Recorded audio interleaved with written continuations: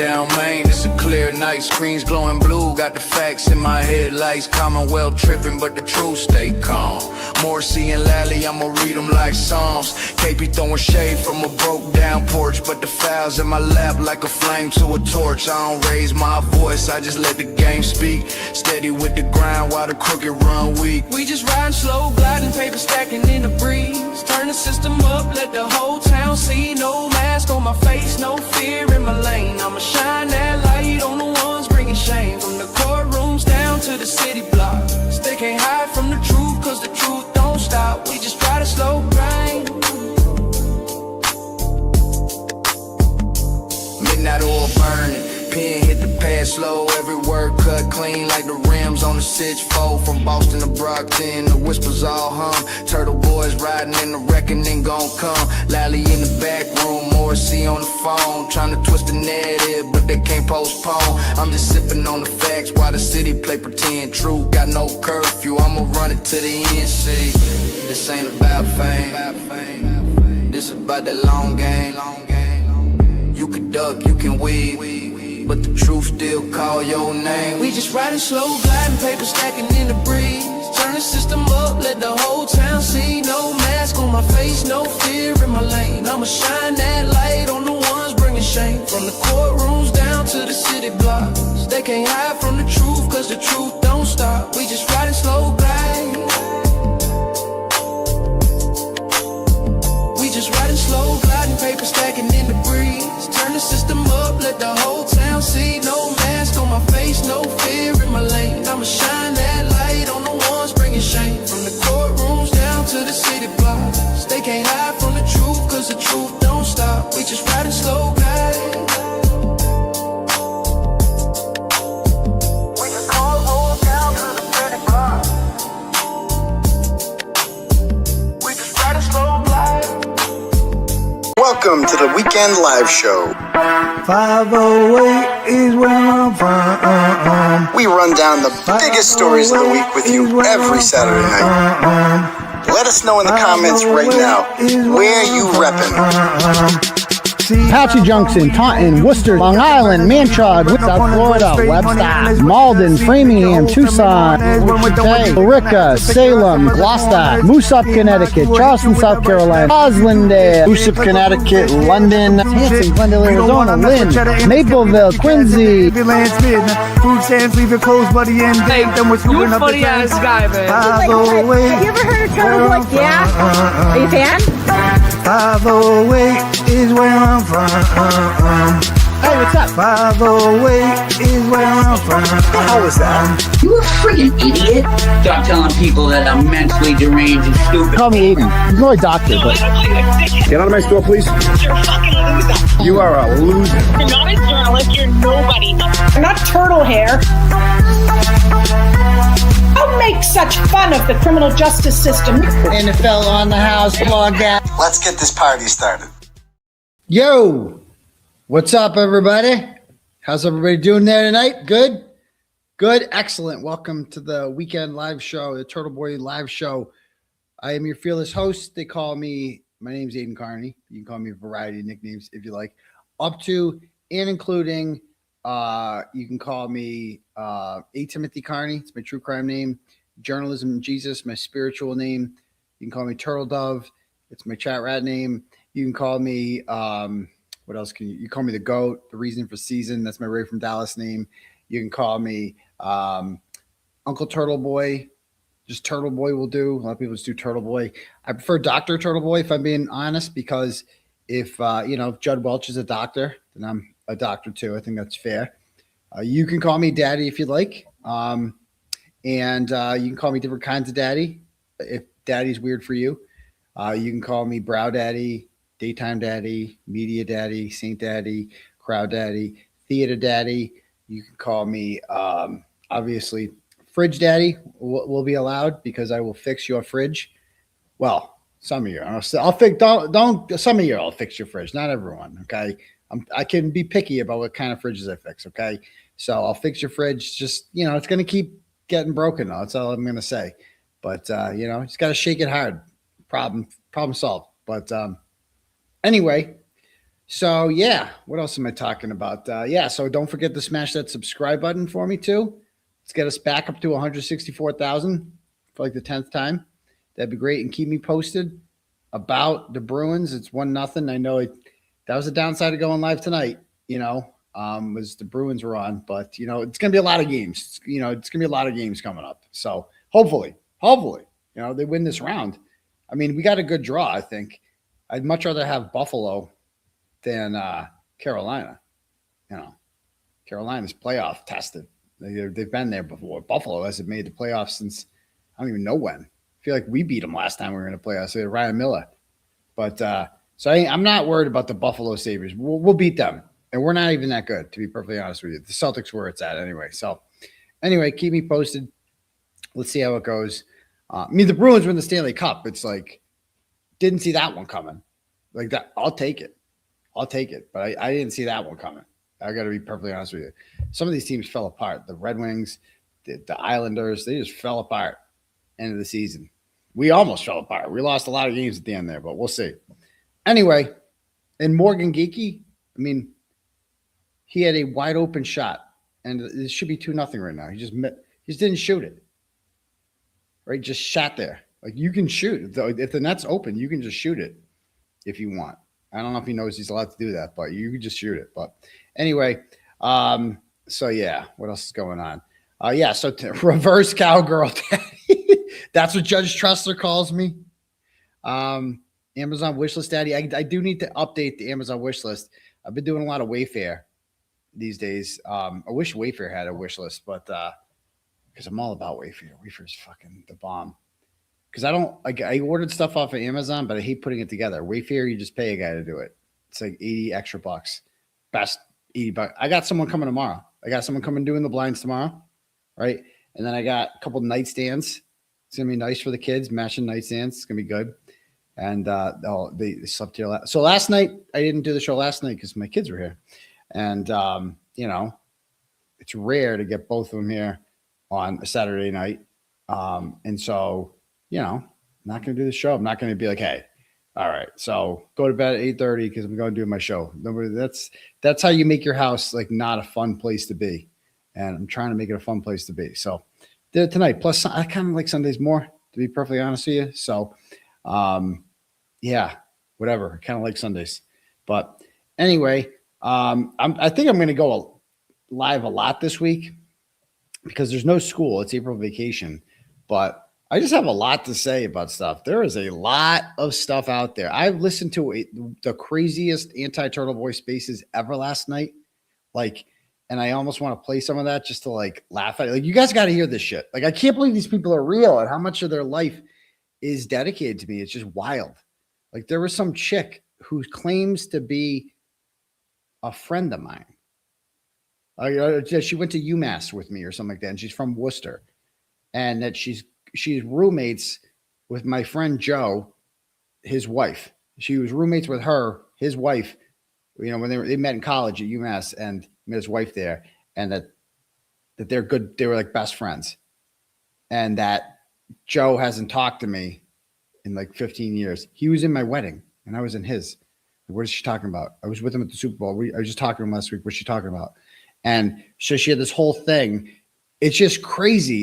And she said that my roommate committed suicide in college. What? And that I worked for the school newspaper and was fired. It was insane. I'd never heard anything like it before. But yeah, there's so much good content out there because of this stupid lawsuit that we got to talk about. But I talked about it on Thursday on the show. I was just listening to Melanie. I could have listened to her for 10 hours more. It was so good. She's so good. She just gets it. And, I was listening to Bob Motta's coverage of it, the Brother Council's coverage of it, the Brothers Council's. everybody's coverage of this. It's just wild. I can't, I want to hear all their thoughts and perspective. And then there's the Baker. And then there's Broken Baker. How I need time for Broken Baker. He did the whole coverage of the closing statements. He's the funniest person on YouTube. I swear to God, the funniest motherfucker ever. I could listen to Broken Baker all day. So there's just been so much going on. I'm being sued. It's all over the news. I don't know if you guys saw that. I'm famous again. They're suing me. Me and Karen Reed back together. So, it's going to be, they just keep making me famous. And I'll tell you right now, like, you know, your lawyers will tell you, don't talk about this. Don't talk. Okay, but I can't, you know, I'll be careful about what I've already said everything. That's the thing. I've already said it all. And so it's like, but at the same time, it's like they're playing all my greatest hits and things that I said and whatever. It reminded me to get to this thing, the fundraiser. I want to talk about that in a minute, Jessica. So I'm going to keep that pin. But, you know, what was I going to say? Just talking about something. I'm so ADHD. I need like to write shit down before topics of conversation. But we got to talk about that. No, my objection shit. There's so much to get through tonight. So much to get through. Yeah. So I like really believe this. Like the more they play my clips, they were playing them on Melanie. It's like, yo, that motherfucker believes this shit. Like he is convinced. Like the whole premise of their stupid lawsuit. The more I look at this, how stupid this is. I knew it was going to be dumb, but I didn't know it was going to be this dumb. Like I didn't learn anything from reading their lawsuit. It's like 𝗄𝗏 Carpenter wrote the fucking Big Red wrote it, or Mama Llama or one of these people. It's just a collection of their nonsense. And they talk about like, you know, they're getting witness intimidation conflated with defamation. Like what, can you pick one? What are we doing here? Like defamate. Bro, what are you supposed to do in America? If you believe something happened, you're fucking convinced of it. Convinced. Like I am convinced that John O'Keefe was killed inside Brian Albert's house. Convinced. If you put a gun to my head and you were like, do you think John O'Keefe was inside Brian Albert's house and beaten up and then left to die in the cold by them? Do you believe that? And if you get that answer wrong, you're dead. I'd be like, yeah, of course. Like I would just not even think about it. But yeah, duh. I wouldn't even worry about it. I wouldn't even worry about dying. I'm so convinced. Like, what do you want me to say? What are you supposed to do in the United States of America if you wholeheartedly believe something and the evidence all seems to back it up and you just can't say that? That's why? Why? And their whole argument seems to be that like, well, Karen Reed did it. That's their whole argument is Karen Reed did it. It's like, bro, no, look behind me. No, she didn't. No, she didn't. So if she didn't do it, someone else did. There's only one other group of people that could have done this. There's no other suspects, bro. Of course they did it. Like what? This is insanity. Insanity. How do they think this is going to go? And so I have a lot of thoughts on this lawsuit. And I want to know who's paying for it because there's only 3 ways this is being financed. Like, seriously, what are you supposed to do in America? Can anyone explain that to me? What are you supposed to do in the United States of America if you are convinced something fucking happened? Like, besides say it. Like, what else? You have to just keep that thought to yourself? You have to keep it to yourself? What? Millions of people believe this, independent of me. Melanie just did a poll on her show asking, like, where'd you learn about this from? And like 73% said not Turtleboy, which I know the haters are going to be like, oh, he's irrelevant. But you're missing the point. That's actually helpful because it just shows that like people believe that Karen Reed's innocent and therefore someone else is guilty, not because of me.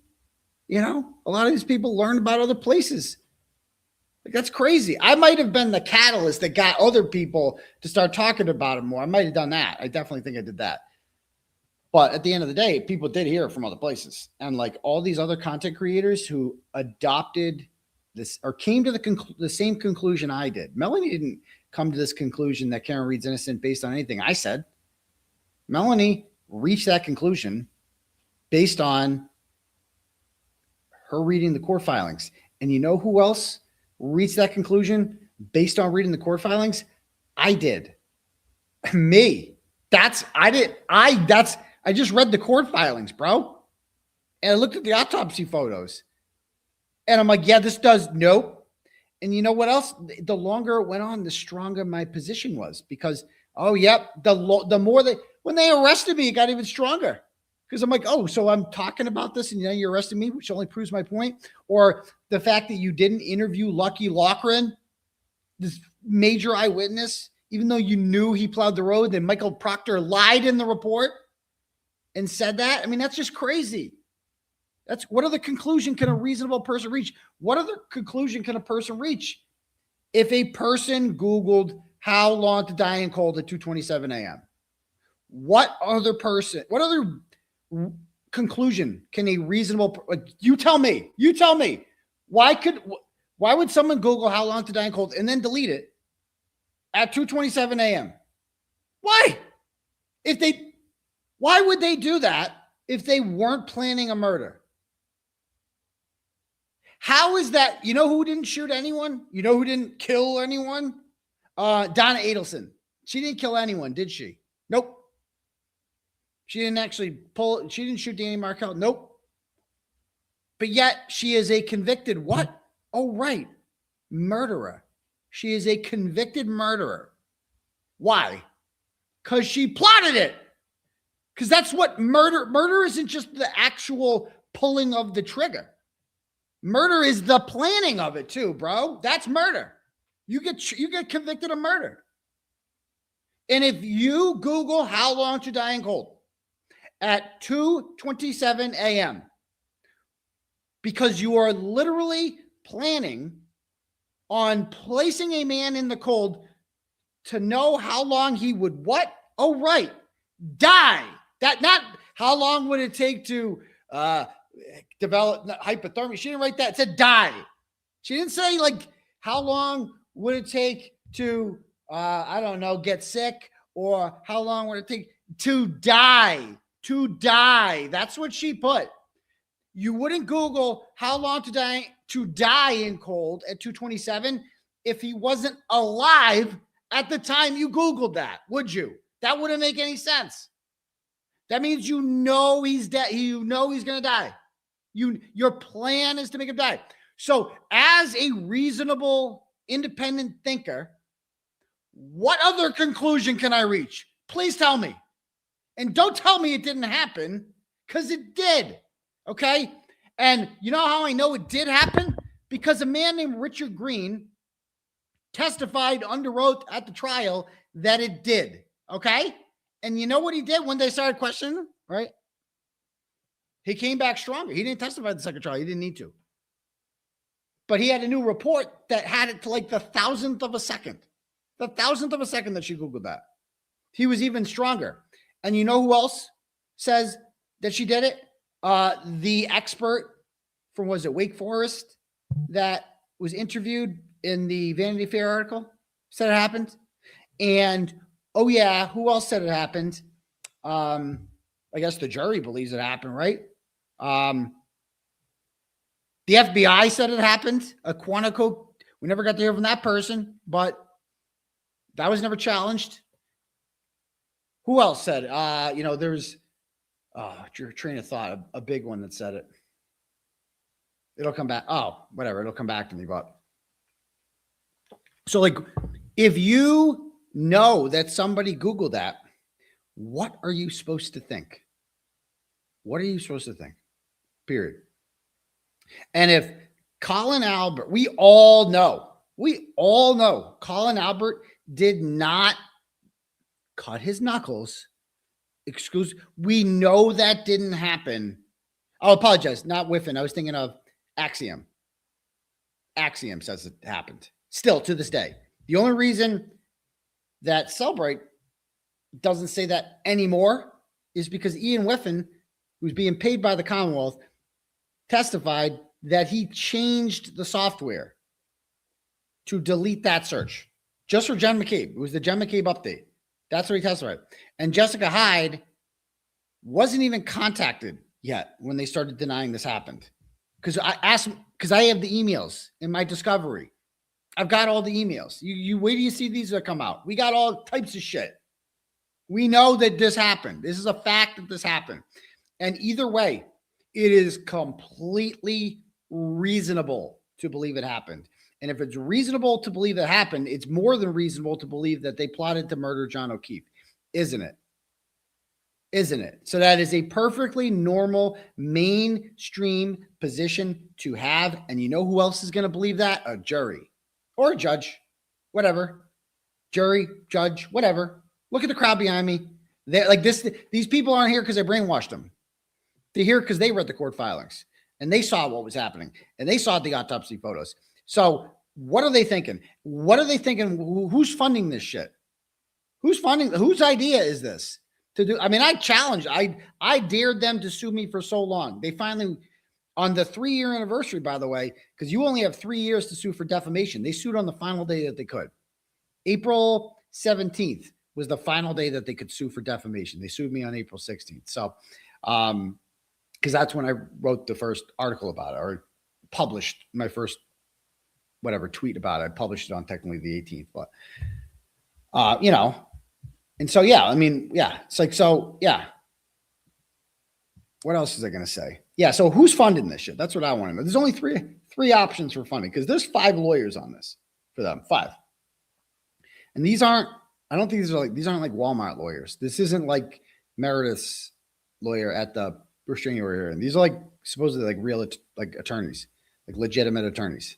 And they keep saying, by the way, that this guy, 𝗺cie 𝗁𝗃, he's the guy that sued Alex Jones and got a judgment. You know who else could sue, Alex Jones and get a judgment? My fucking 8-year-old son could do that. Anyone, like, bro, he said that like there was a government conspiracy that like they were crisis actors, kids didn't die, and it was all false flag to take your guns. And then he admitted that he said he blamed it on, like, I was on a touch of psychedelic drugs. Like, dude, he didn't even, like, what? Are you like, they're like, congratulations, you like got like the most open and shut defamation case ever. You got to win on. Congratulations. I guess that's good. But then I see this pleading. It's filled with like mistakes. There's a lot of mistakes in there. Like, easily, like, again, some of these people like Big Red and Mama Llama, like, and 𝗺cie, they know it better than some of the mistakes in here are like rookie mistakes. Like, you got to be kidding me. No, that didn't happen, Anyway, so I don't know who's paying these guys, because they don't work for free. That's 5 lawyers. 5.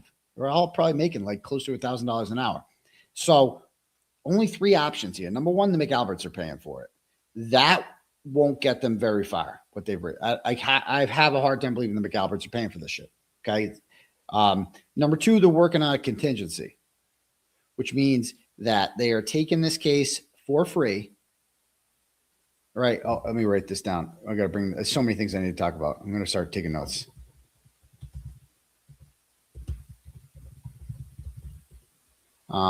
The crusty Ben Wish email. I want to talk about that. I also want to talk about fundraiser. Okay. So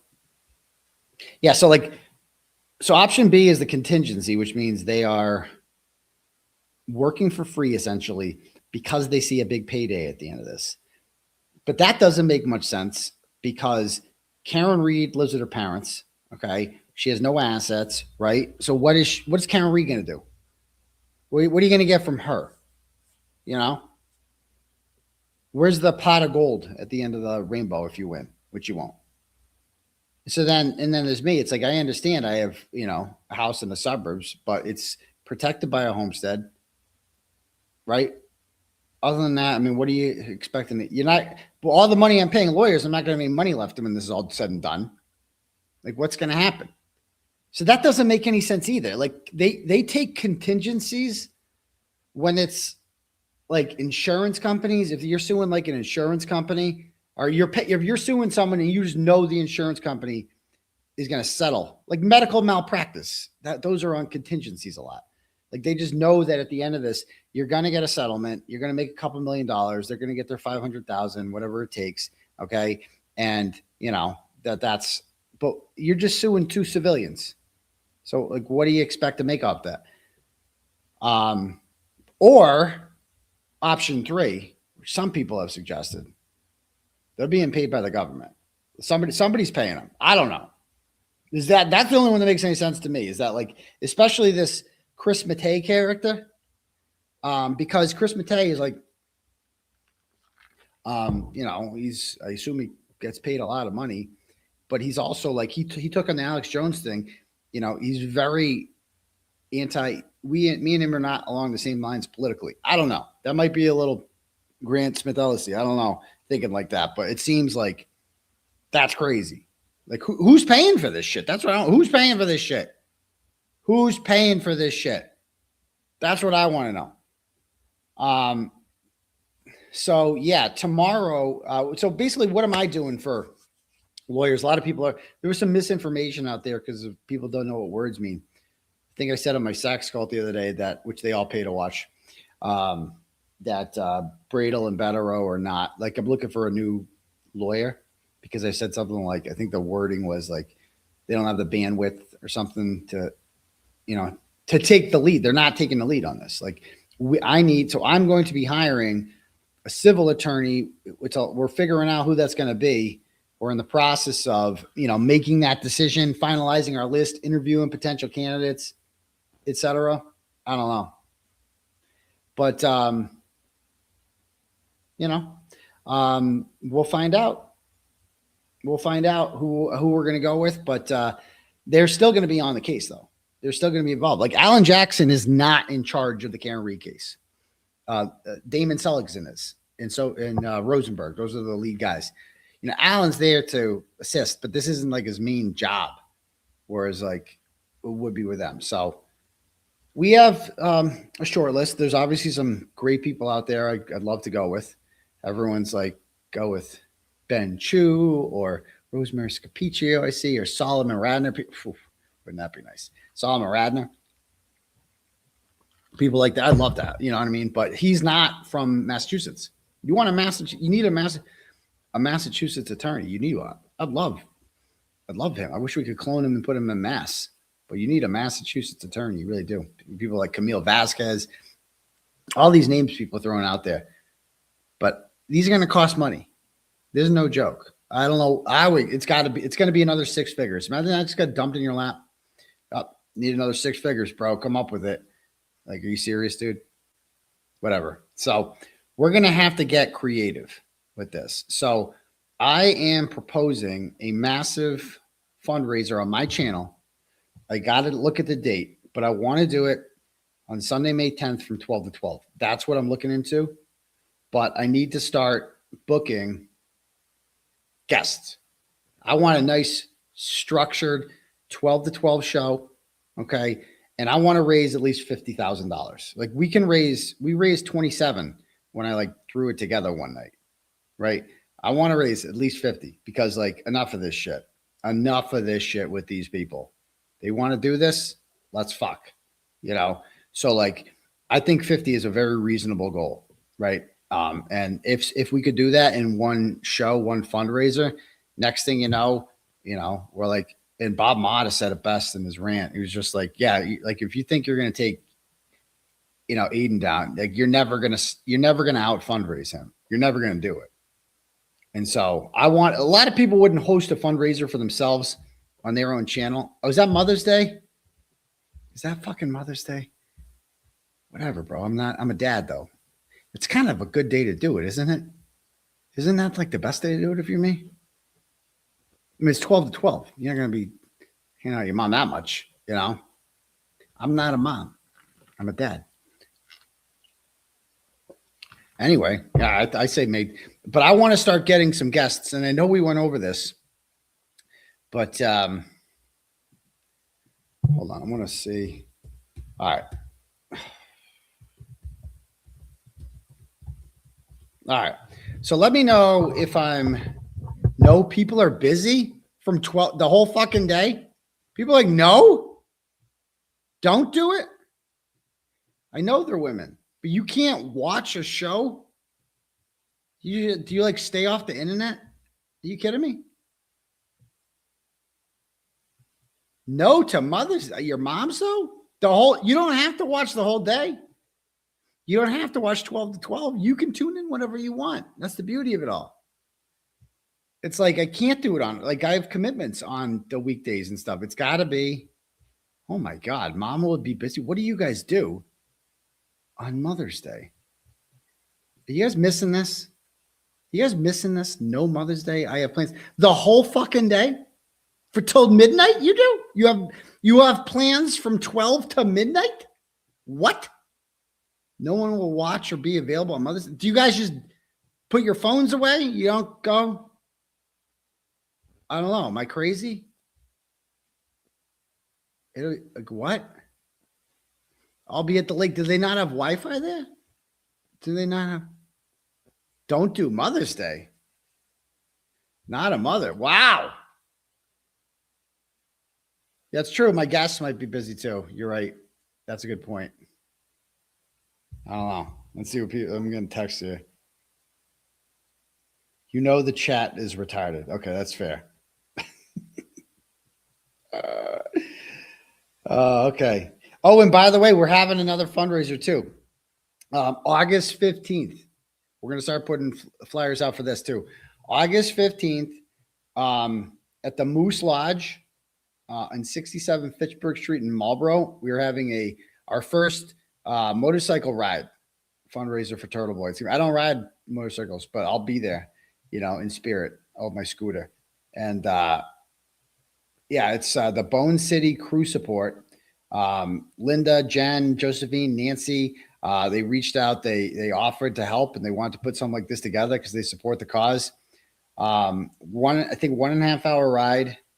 What else? Raffles. Yeah, raffles, food, good times. Okay, so I guess we could do it the Sunday after. My hearing. Maybe people will be fired up. I was just thinking because the hearing's on May 14th. And so I'm just trying to but I guess it might be better the weekend after because, I don't know. It's whatever. May 3rd, which is May 3rd soon. So let me go through my list of potential guests that I want on here. We got, all right. I'm probably missing a bunch of people, but Melanie Little, Will, Nurse Kim, Jimmy, Yannetti. I would love to get Yannetti on here. Or 𝗺cie, Bob Mata, Runkle, Larry Foreman, Andrew Burkhart, Kurt from Uncivil Law, Mazza, Broken Baker, Emily C., Samantha Benigno. I just started making the list. Who did I miss? I got to start sending the invites out. Brother Council. Yeah, we got to put Brother Council on there. Brothers Council. Who else? Give me some names that I can add people on. I can't have Bettero on. I can't have Bettero coming on and be like, give me money. That's basically what it would be like. Oh, Jess, of course. I was thinking more lawyers. So I started naming them. And then I'm like, I already said, obviously, yeah, Jess. Billy Bush would be a good one. That'd be a good one. Throw him on there.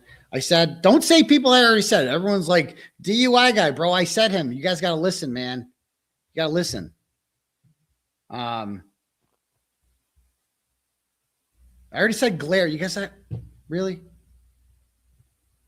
Bob and Ali Mata. That goes without saying. That they're like a joint thing. I didn't mean to be a massage therapist there.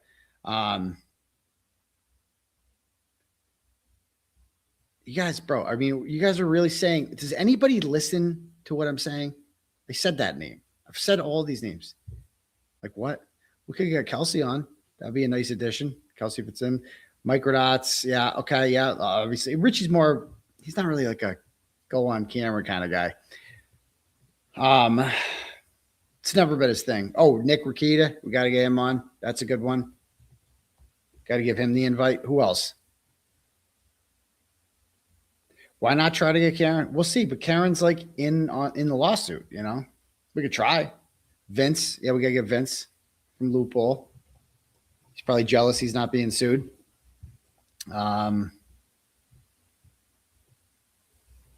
Crawford. Stop it. I'm sorry. I'm looking at the chat, reading all these. Yeah, Dave Portnoy. I'll get it right on. Lawyer knows not coming on, guys. I mean, he's never talked about my case before. I highly doubt he's going to do that. Auntie Deb. I said him, right? Of course. Oh, Rebecca Lavoie. Yeah. Let's add her on. She's great. And Mel. Rebecca and Mel, the joint duo there. Sorry, I'm reading the comment. Yeah. Anyway, just Avidina, all the boots on the ground. That goes without saying. Obviously, we want them all there. I'm thinking of people I would thinking more content creator names, so I don't forget them. Anyway, sorry, this chat's like wild, bro. This Afro man, yeah, I'll get him right on there. Brandy Churchwell, I guess, would be, I could invite her. I haven't talked to her in a bit, but she'd be nice to have on there. What does this one say? I've never spoken to Carl Steinbeck. I don't know if he's, oh yeah. So he says, Rakita hates Kurt for months of life. I know, but they both like me. So, yeah, I'll have MAGA Barbie on, but, all the people I had last time, definitely have them on again. I'm thinking like who else to add. Oh yeah, Michael Bryant or Linda would be a great one. Kenny Bodden. Anyway, think about it. Oh, Corey Hopkins, I could invite her on. She's great. Anyway, they're just getting people fired up. You're getting people fired up about this. And now people want it's the Streisand effect, man. What are they thinking? What are they thinking? They ain't going to win this. They're not going to win this. I mean, good luck. They're going to be like, but they're going to be like, but we didn't kill anyone. But Karen Reed did it. Bro, she was acquitted twice. 2 times. Acquitted. Juries were like, yep, innocent. But they said not guilty, but they didn't say innocent because there was no box for innocent. If there was, they would have gone with that. They already said that. Like, she's clearly innocent. They know that. They're not stupid. So anyway, that's that. All right. If anybody wants to have their messages read out loud to the class tonight, you can click at the link at the top for Turtle Chat. And when you do that, you can pay whatever you want, say whatever you want, and I will read your message out loud to the class. Or if it's easier, you can cash at me at $ Uncle Turtleboy, and we could do it that way. All right. So let me see what we have so far.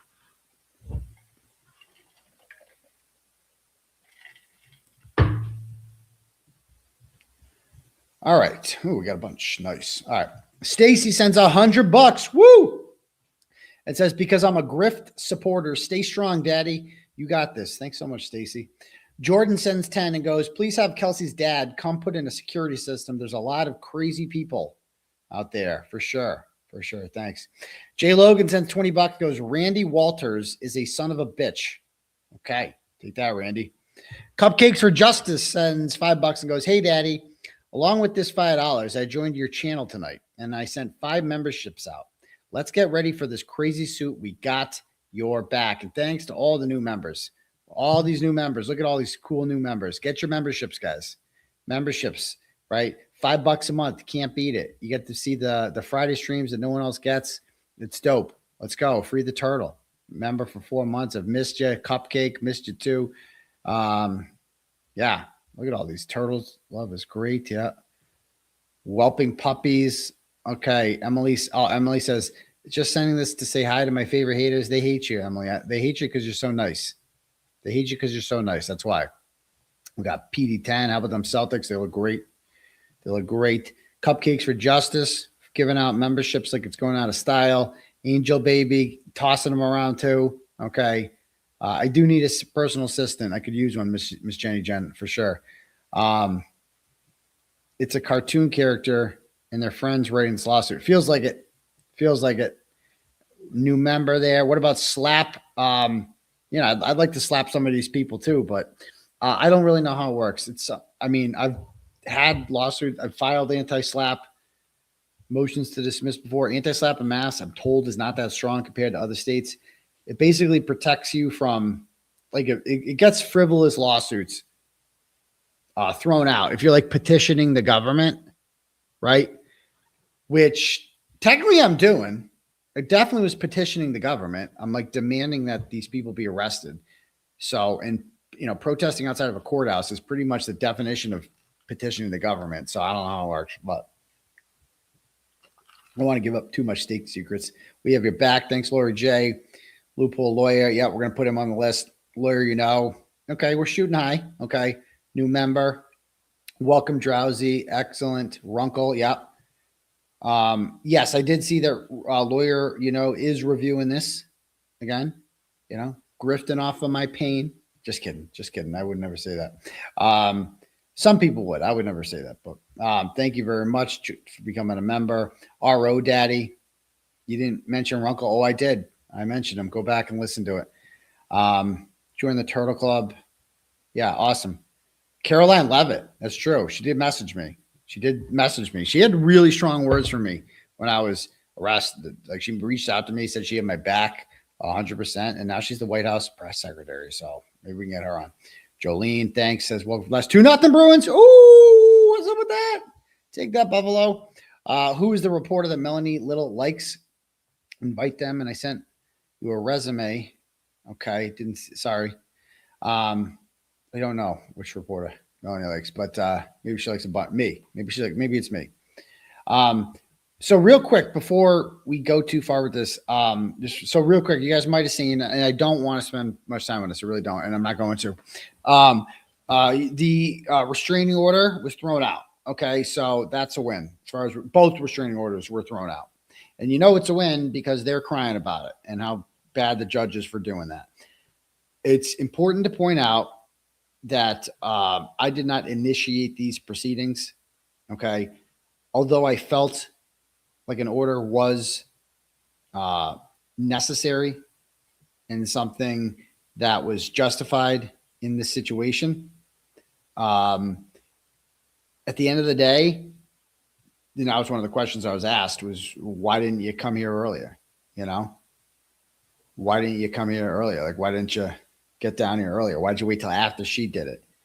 And the answer to that, it's a complicated question, but in short, big reason I didn't come down is because I knew that this was going to be a shit show, and I knew that she would just come up with buckets and buckets of lies and misrepresentations, and that it would go exactly like it happened. I knew it was going to go like that.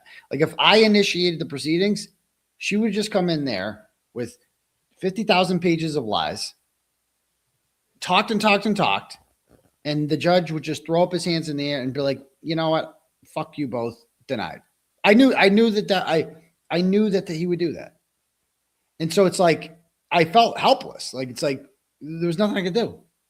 I also felt that, like, the stigma of being a man trying to get a restraining order against a woman, you know, it's like people would and then they did exactly that.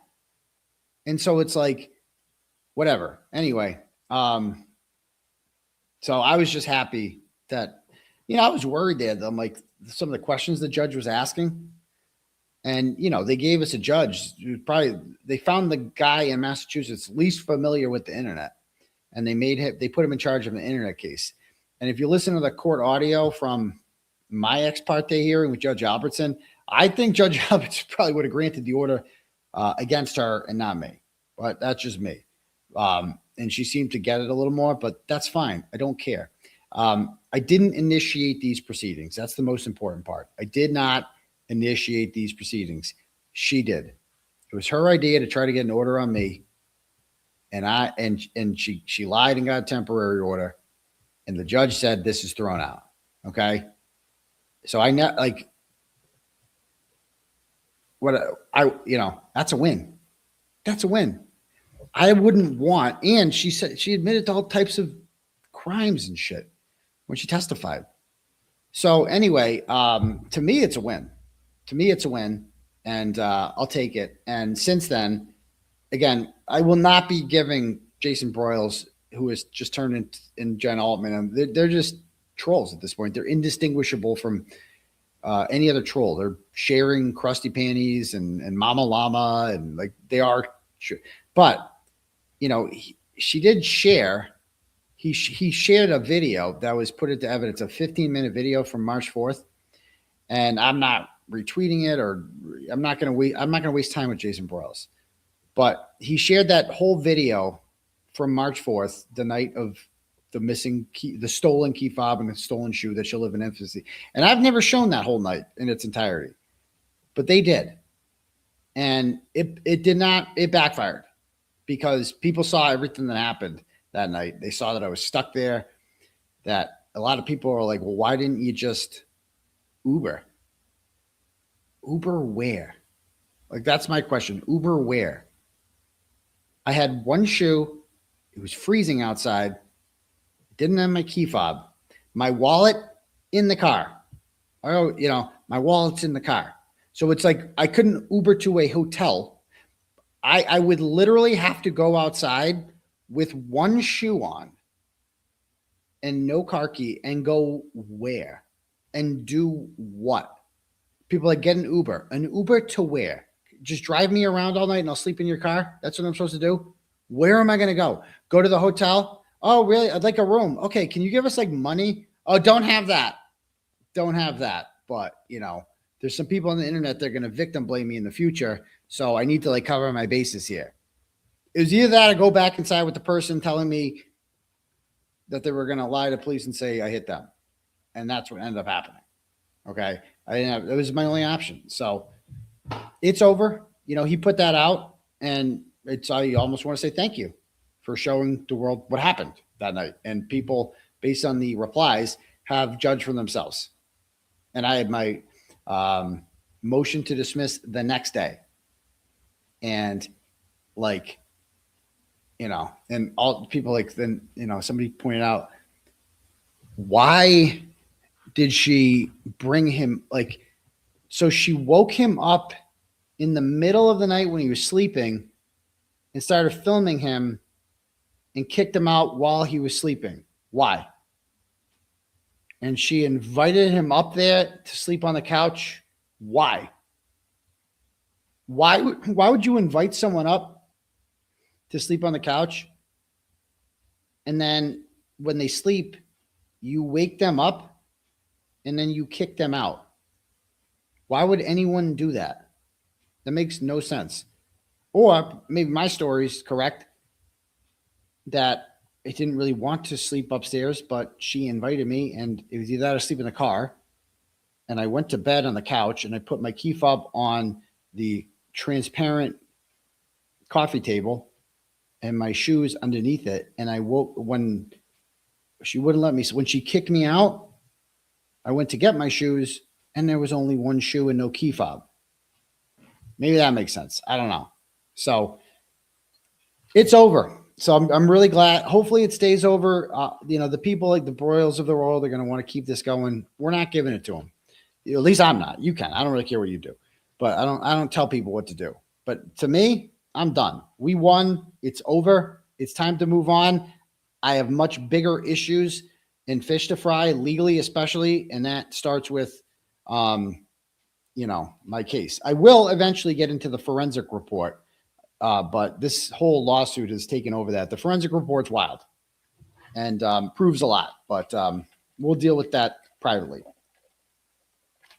I don't want to reveal too much there. So anyway, let me read some more Turtle Chats. Jessica Walsh sends $50, goes, First Amendment daddy, always the best daddy. Go Bruins. Is it still 2-0, folks? Yes, it is. 14 minutes left in the third period. What is the line on that now? What are the Bruins favored by? Let's see. Let's see the live line. Live line says,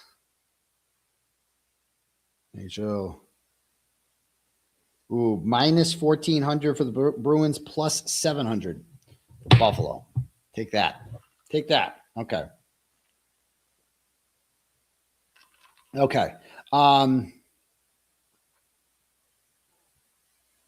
right. All right, let's read some more Turtle Chat. You freeze when you read Turtle Chats. Maybe because I go to the new screen. Maybe if I take my StreamYard, I just listen to Melanie troubleshoot this. So, on you can have a bunch of tabs on Google Chrome. That's what I use to stream. And when I switch from tab to tab, I think that's what freezes it. So I've now taken the StreamYard link and posted it in a new window. Not a tab, it's a new window. And so I'm going to go over. Let me know if I freeze when I go. I'm going to go to read the Turtle Chats now, but they're in a different window. So I'm going to go read these. Hopefully, if it doesn't freeze, then we fixed it. All right. Erica in Dallas sends $5, goes, petitioning activity. Well, thank you, Erica. Amy sends $25, goes, they're going to have a real problem with that 227 because all of the people in prison, because of that, those very same computer Axiom companies all said that if it can be proven untrue, personally, I believe weapons company was paid to change it, but I don't know. Then there's a lot of people that should get out of prison. Indeed. I get what you're saying. Indeed. Okay. Did it fix it? It's not freezing. Nice. Sweet. It might have been the problem. That might have been the problem, is having windows. All right, next. Amy sends $10, goes, I bet they're using that same federal forfeitures fund money to fund their lawyers. Okay. J.E. Walsh again sends $50 and goes, never forget, as my papa always said, it's not the money, it's the money. Go Bruins. Okay. Okay. The Bunny Ranch 69 sends $10, goes, please shout out a happy birthday to Wisconsin turtle rider Kim G of Oak Creek. She is currently off tanning her titties. Nice. In Florida. But I hope she hears this tomorrow. I hope those titties are getting nice and tanned. That's great. Glad to hear. I'll have a nice set of tan titties. Mia Sweetcake sends $10, goes, I stand with Dr. Daddy. Stay strong. XOXO. Thank you, Mia. It's very sweet of you. Whitney sends, let's see. Yeah, you're on the list. Whitney sends, let's see, $10. No, $25 and says, unpopular opinion. Love the Sunday shows. I don't think that's that unpopular. Also, motion to add Defendant Daddy and Defense Fund Daddy to the list. I like that. Last, you need a billboard now. I could use a billboard in Barnstable. Wouldn't that be fun? I don't know if they do billboards on Route 6, but I feel like right in the middle of Hyannis, wouldn't that be a good place for a billboard? I'm just saying. I think it would be a good place for a billboard. Just to let people, because, you know, I think that they're picking, I think they picked that area because they think less people are going to know about it down there, but I don't think that's going to be the case. I don't think that's going to be the case. So either way, maybe we need to spread awareness. Maybe we need to I would have a billboard that said like Brian Higgins destroyed his phone at an army base the day before a preservation order was put in place.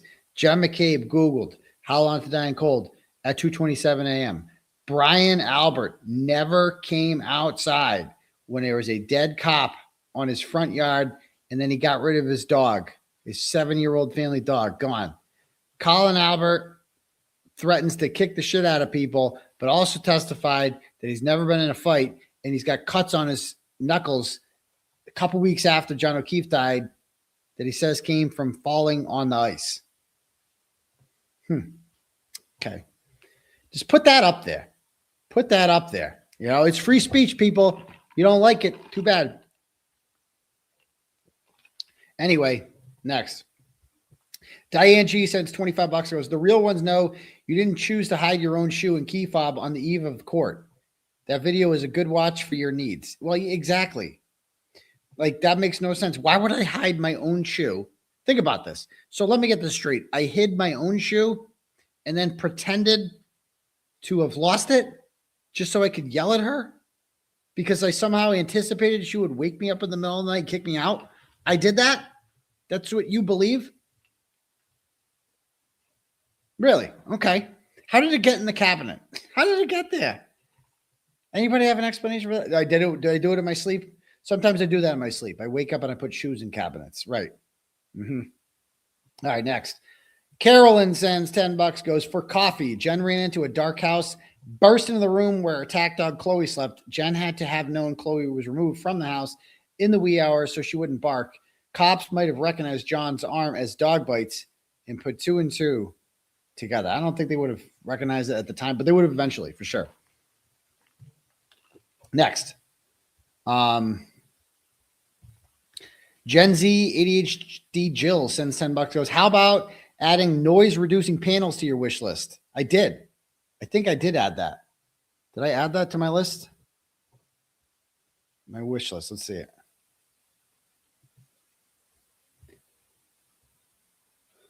Huh.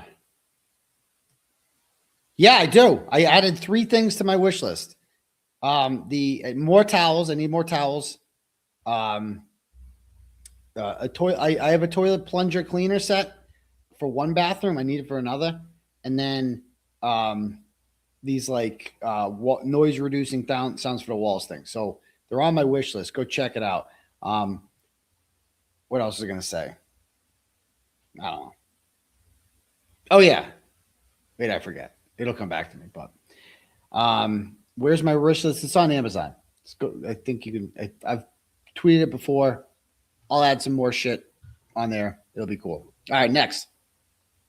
And I also need to come up with like a cool background because I don't want to do the green screen thing anymore. I want to have like a legit background.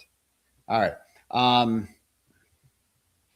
Stephanie sends $50 and says hashtag law fund. Well, thank you so much. I appreciate that. Yeah. 𝗺𝗵𝗂𝗀𝗧𝘂𝗵 sends $10 and goes, hi, daddy. Sorry you have to go through another lawsuit. It's complete BS. We all have your back and appreciate what you do. Did you ever find out who was in the white Subaru driving by your house?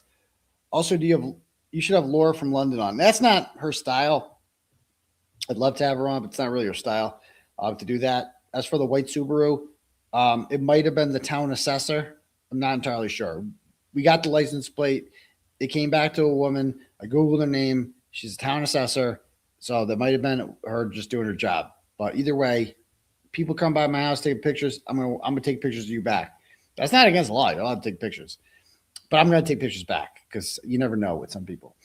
Yeah, I was gonna say something. Oh, so there's another lawsuit. Apparently I'm being sued. I don't know if this is a fact. You guys might have seen this. This chick, and I'm gonna have to do a show on her again. There's a woman by the name of Kylie Kirpatrick. Okay, let me pull this up if you guys haven't seen this. We need to do a show. If she wants to come back, we can come back. Okay. Huh.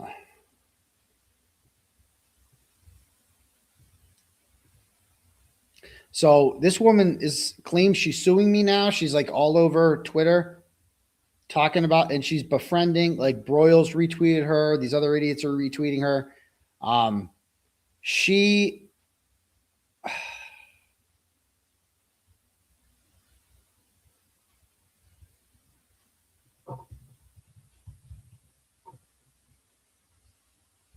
Yeah, Napa police nab woman for alleged school lunch, whatever. Okay. She's arrested, all this shit. Let me see this. There she is. There she is being booked. Okay. So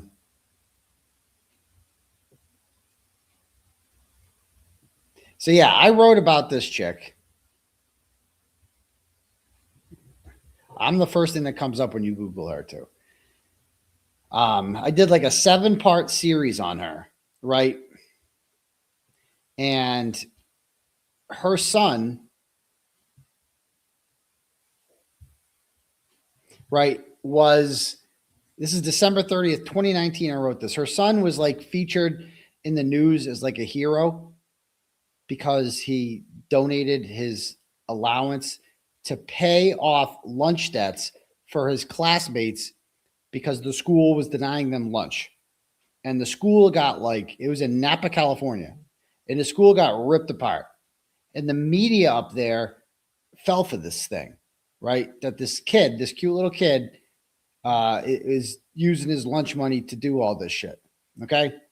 Well, I got contacted by all these people in Napa, California who were like, dude, this woman is a terror. This woman is like giving our community a bad name, and no kid was ever denied lunch. It was all a lie. It was all a lie. And so I start digging, and I find out that part 1, coaching a child to lie about lunch shaving, how she did that. Okay. And then part 2, conning politicians and celebrities at the expense of West Park Elementary. So she there's Gavin Newsom, Kamala Harris. This kid got real legislation passed based on a freaking lie. It was all a lie. Part 3, shopping sprees, fraud, fake nonprofits selling donated goods. Okay. Part 4, our update. Kylie Kirpatrick has taken down the donation button and claims that she never solicited donations despite actively soliciting donations for months. Okay. Part 4. Oh, no. Napa Valley Register prints story filled with lies about. Okay. The next one was Part 4. Kylie Kirpatrick. Criminal history, drug addiction, profiting off of death of deadbeat dad, questionable ALS story. Part 5. Fraudulent sign language interpreting, ripping off and suing the deaf community. I forgot about the deaf people she fucked over. Part 6. Threatening parents, harassing critics at work, frivolous lawsuits, and eviction. And before I could get to part 7,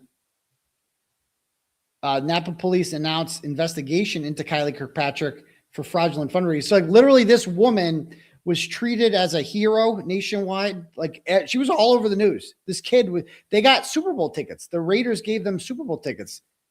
Like, they got all this shit, games, everything. This kid got fucking everything, and it was all a lie. All based on this woman's lie that she put him up to doing it. The whole thing was a lie. It was a scam. A scam. And because of my reporting, remember, the media made this kid a hero. And because of my reporting that no other journalist would do, the Napa police, 3,000 miles away from here, started investigating this woman, right? And they arrest her shortly after that. Part 7 was media lies, creates a monster, refuses to retract fake news. Yes, okay. Yeah, here she is getting Super Bowl tickets from the Raiders. There's her son at the Super Bowl with Kirk Menefee. And then she gets arrested, charged with 7 felonies and held on $100,000 bail. Now, apparently, warrant issued for Kylie Kirkpatrick for violating bail conditions by pretending to have cancer. She's suing me now, I guess, because she says she did have cancer. But this is in 2022.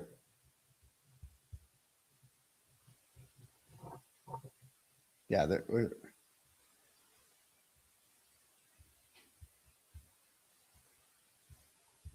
What?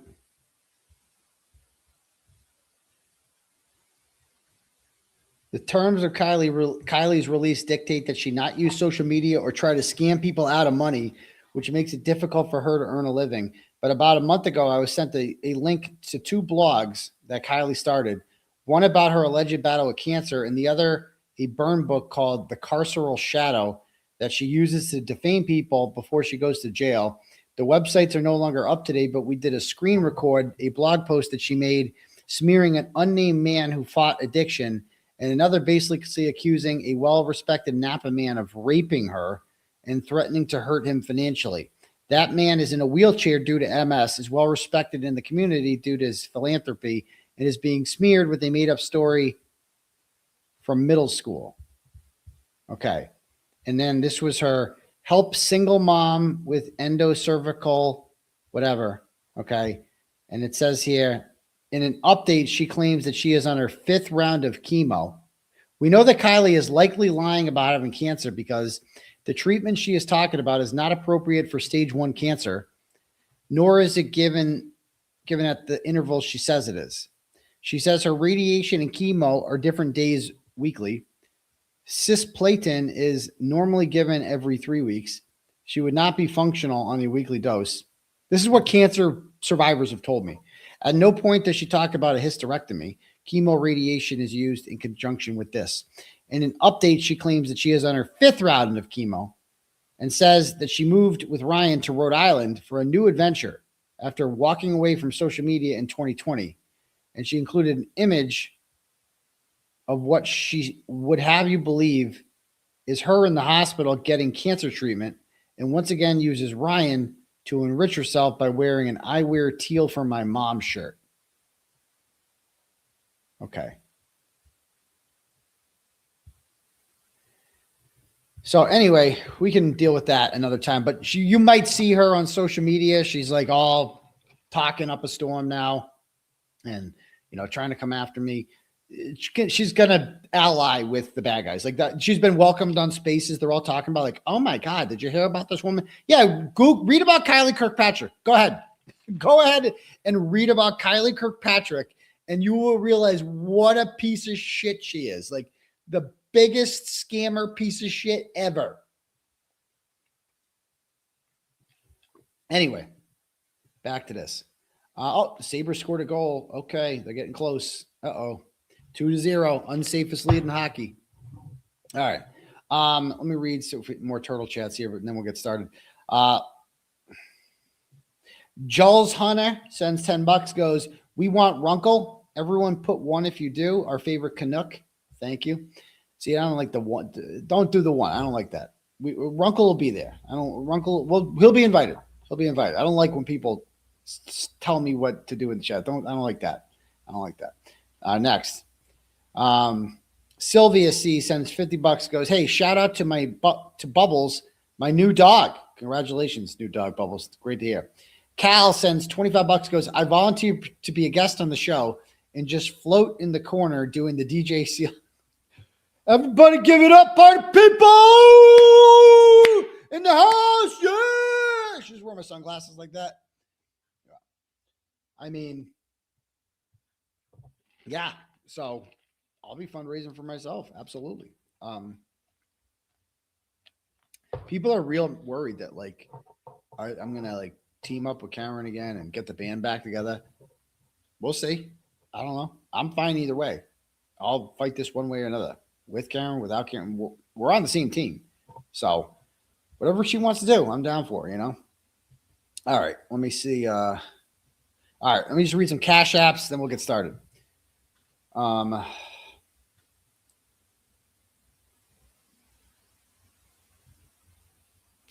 Mary Lou sends $10, goes, heard about Karen Reed from Melanie Little. Tried to resist, but daddy. Tried to resist, but daddy. But daddy what? You couldn't resist? Okay, thanks. Jennifer sends $10, goes, keep up the grift. We got your back. Thanks, Jen. Nancy Brown earlier in the day sent $100, goes, brother counsel will be great for a defamation suit. Yes, they would be awesome. They had an awesome stream today.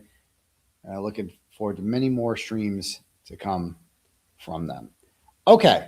All right, let's jump into what we want to talk about. Before we do that, so the Note My Objection lady, she is like the most obnoxious woman on Twitter. Let me play it. So she interviewed Kerry Roberts. She's the same woman who said about when Hank Brennan was hired, she's like, and the Commonwealth just hired Hank Brennan. Fuck around, find out. Fuck around, find out.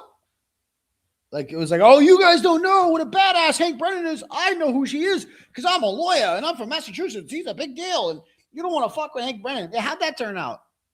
Catherine Loftus, who is, by the way, Catherine Loftus, if you're unfamiliar with her, she's a recovering junkie, which is great, right? Who recovered her way up into getting a job at Daddy's law firm. So I don't know what kind of law she practices, but she's not like a serious attorney. No serious person would hire her. She's on TikTok and is just, you know, she started covering this shit early on after I started reporting on it. And she was pretty complimentary of me at first, but then she wanted to go the whole, like, I'm a liar and I look at things differently in the legal sense, and just kind of wants to sound smart. And all these idiots on TikTok are like, you know, oh, wow, I really like your legal opinions. Well, that's because you're retarded too. You're easily, if you think that woman knows what she's talking about, you're an idiot. Me and Karen used to laugh at her all the time. She's a moron. Anyway, she interviewed Kerry Roberts. She's become a stand for the Commonwealth. Interviewed Kerry Roberts, and we're going to be watching some of that tonight. But before so, she made a little video. Let me play this video just to show you how, I mean, it's pretty attention starved. So it's kind of like giving her the attention she wants by sharing this, but it's too good not. Okay. So this is an attorney, allegedly. Right? What is her Southie Boston? Oh yeah. South Boston. Oh yeah. You're such a, she loves to act like she's like Miss like authentic Boston, but she just does it too strong. It's just not, she just sounds retarded, as they say. Let me play this. Let's just be honest, like, Turtleboy's a little bitch. Like, that's actually who he is, a person. Like, he's a little fucking bitch. He's a cop caller. Like, he's a little bitch. He has no balls. He's fucking little whiny ass crying in the backseat of a Cruiser. Has all the, bravado with a camera in your face because everybody's afraid. I don't know why everybody's afraid. This man looks like he never got laid before he got famous. He's 5'4" with platform shoes and wire rim glasses. Like, can we just, like, call a spade a spade? I don't know why he scares everybody, but he doesn't fucking scare me. He can talk about me all he wants tonight. I don't care. Bring it in, bring it in, bring it in, bring it in, bring it in. I'm not looking for the audience that Turtleboy has, okay? With all due respect, okay? I don't mean to insult, but like people who are sending you the last $5 of their SSDI showing up to court on a Thursday morning at 11 o'clock in pajamas, like not exactly my demographic. You know what I mean? So like, let's just like bring this fucking little man back to reality. I mean, who does he think he is? Who does he think he is, really? Like, he's lucky this isn't 1995. Yeah, if this was 1995, you would be sucking dick under the BC High, the whole BC High football team under the bleachers for heroin. If this was 95, okay? Also known as your glory days. That's what you would be doing in 95, okay? It's 2-2 for fuck's sake. Are you fucking kidding me? Are you fucking kidding me? God damn it. God damn it. Anyway, yeah, that's what she would be doing. I mean, so let me just replay this real quick. I just remember, this woman is an attorney, and like picture ever hiring this woman after hearing her talk like this. Like, just picture Mark Betterow or Tim Bradle or any respected attorney talking like this. This woman was featured on, like, she seeks out the attention.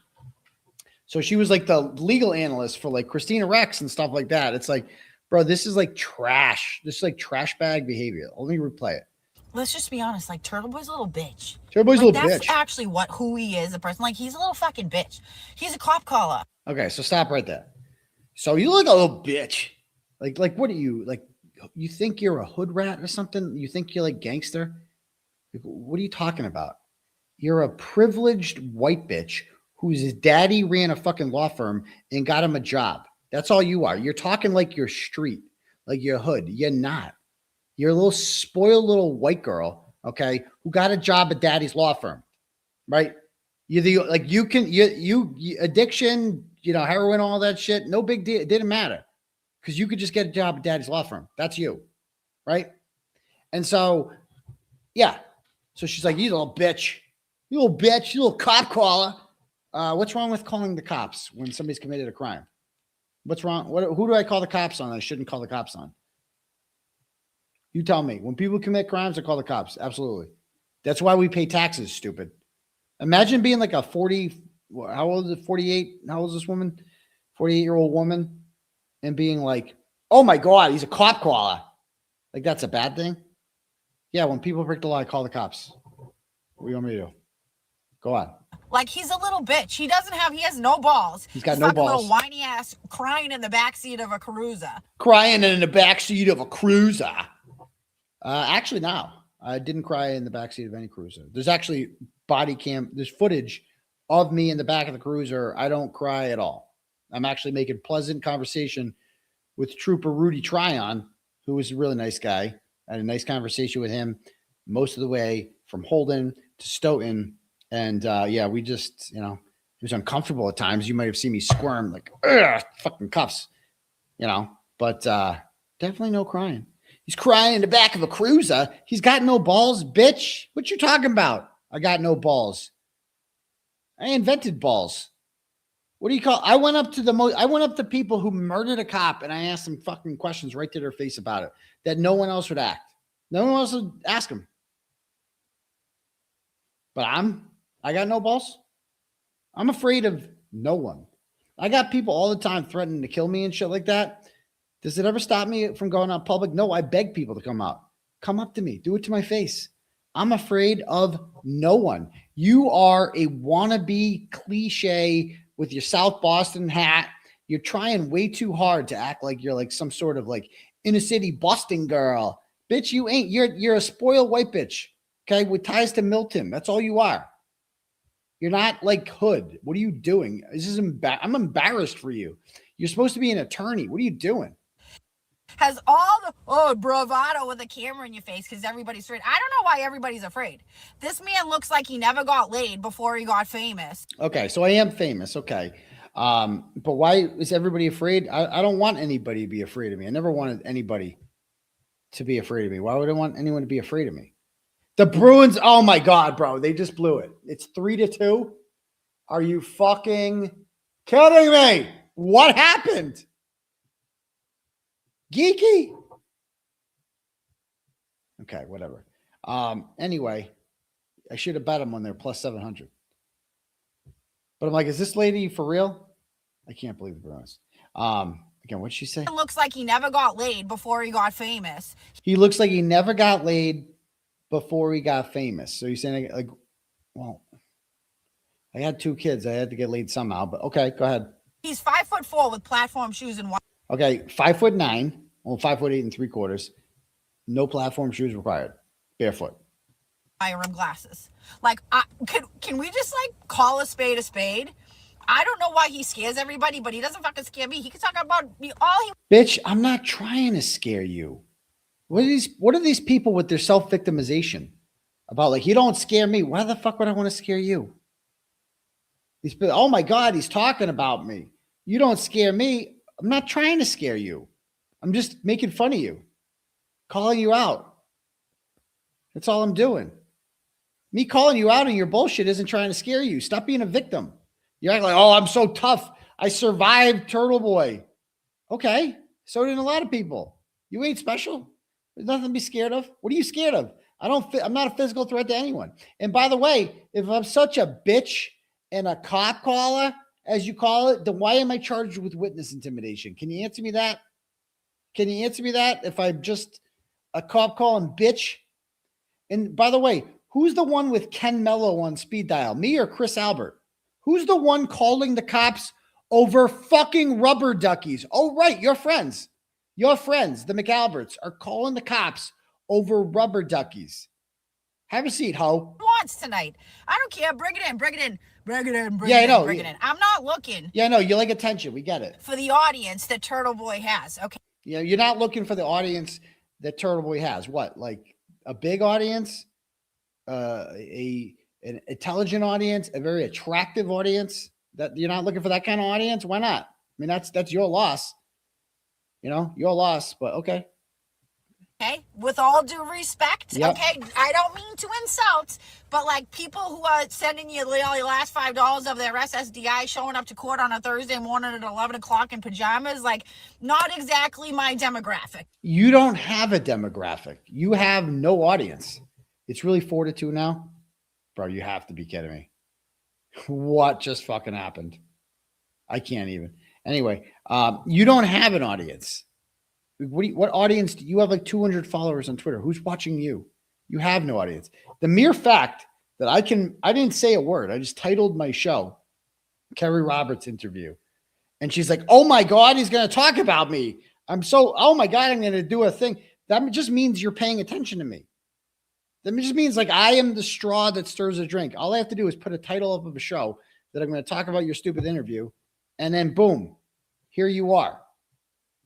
You know what I mean? You know what I mean? So let's just like bring this fucking little man back to reality. I mean, who does he think he is? Who does he think he is, really? An award-winning journalist? Like, he's lucky this isn't 1995. Yeah, if this is 1995, like I said, you'd be blowing the whole BC High football team underneath the bleachers in the hopes that one of them will give you one of their 𝗫𝗄𝗎𝗺s. That's what would happen. Yeah.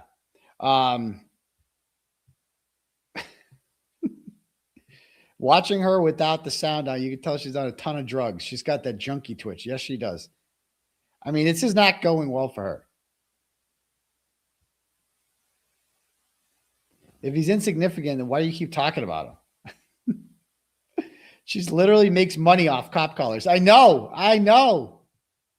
You make money off you. If you're a defense attorney, you're going to call cops too on the stand. You're going to call them, right? So professional of you. I just imagine, I'm so embarrassed for her. Wow, you thought this would be a good idea? This is the kind of thing that you do when you don't have to worry about getting clients because daddy's got your back.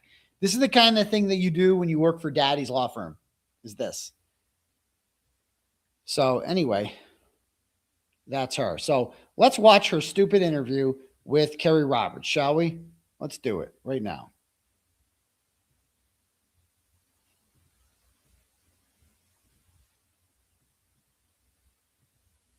Entitled Witness Harassment, the Karen Reed Effect. As we all remember, because he used to stand up. Okay. Oh my God. All right. Let's start from the beginning.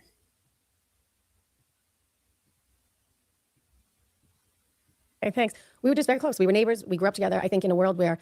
So I always skip. I love John O'Keefe, RIP John O'Keefe. I always skip the parts where they're like, let's talk about Johnny. And oh, yeah, I get it. RIP John O'Keefe, much respect, bro. We get it. 2 kids, raised them, great guy, take the shirt off your back. We know all that. So I'm just going to skip that part and get to the part where we're here for the murder. He was kind of tossed into this like new single. Karen and I are going to stop by. And I was like, Karen, who? Yeah. He's like, well, it was an exchange of like, take my number, I'll pick them up, that kind of thing. But I don't think she had a lot of people's numbers. And I don't know why she called me, but my guess is because she had my number. And when she called that morning and actually, I got this. What do you remember her saying to you? What is like it? a reunion that you Not don't that there were any Karens from high school I didn't like, but I seriously was like, he thinks I know who he's talking about, and I don't. And so he did bring her over that night. And ironically, Mike and Trish Lank were over that night. That was interesting. Jillian Daniels was over that night. Jill Thomas, like all of my friends, all the people. Mike and Trish Lank had just come over because they were dropping Skylar off, but they were hanging on the back deck for a little bit. So in turn, we all sort of met her at the same time. And what did everybody think of her at the time? I liked her. I thought she was great. I was like, okay, but John dated, and then they would go away. So you never really want to get close to any of them because then they break up, and you're like, I don't want to be friends with this one. And then So anyway, with this one, she's a talker. What was I going to say?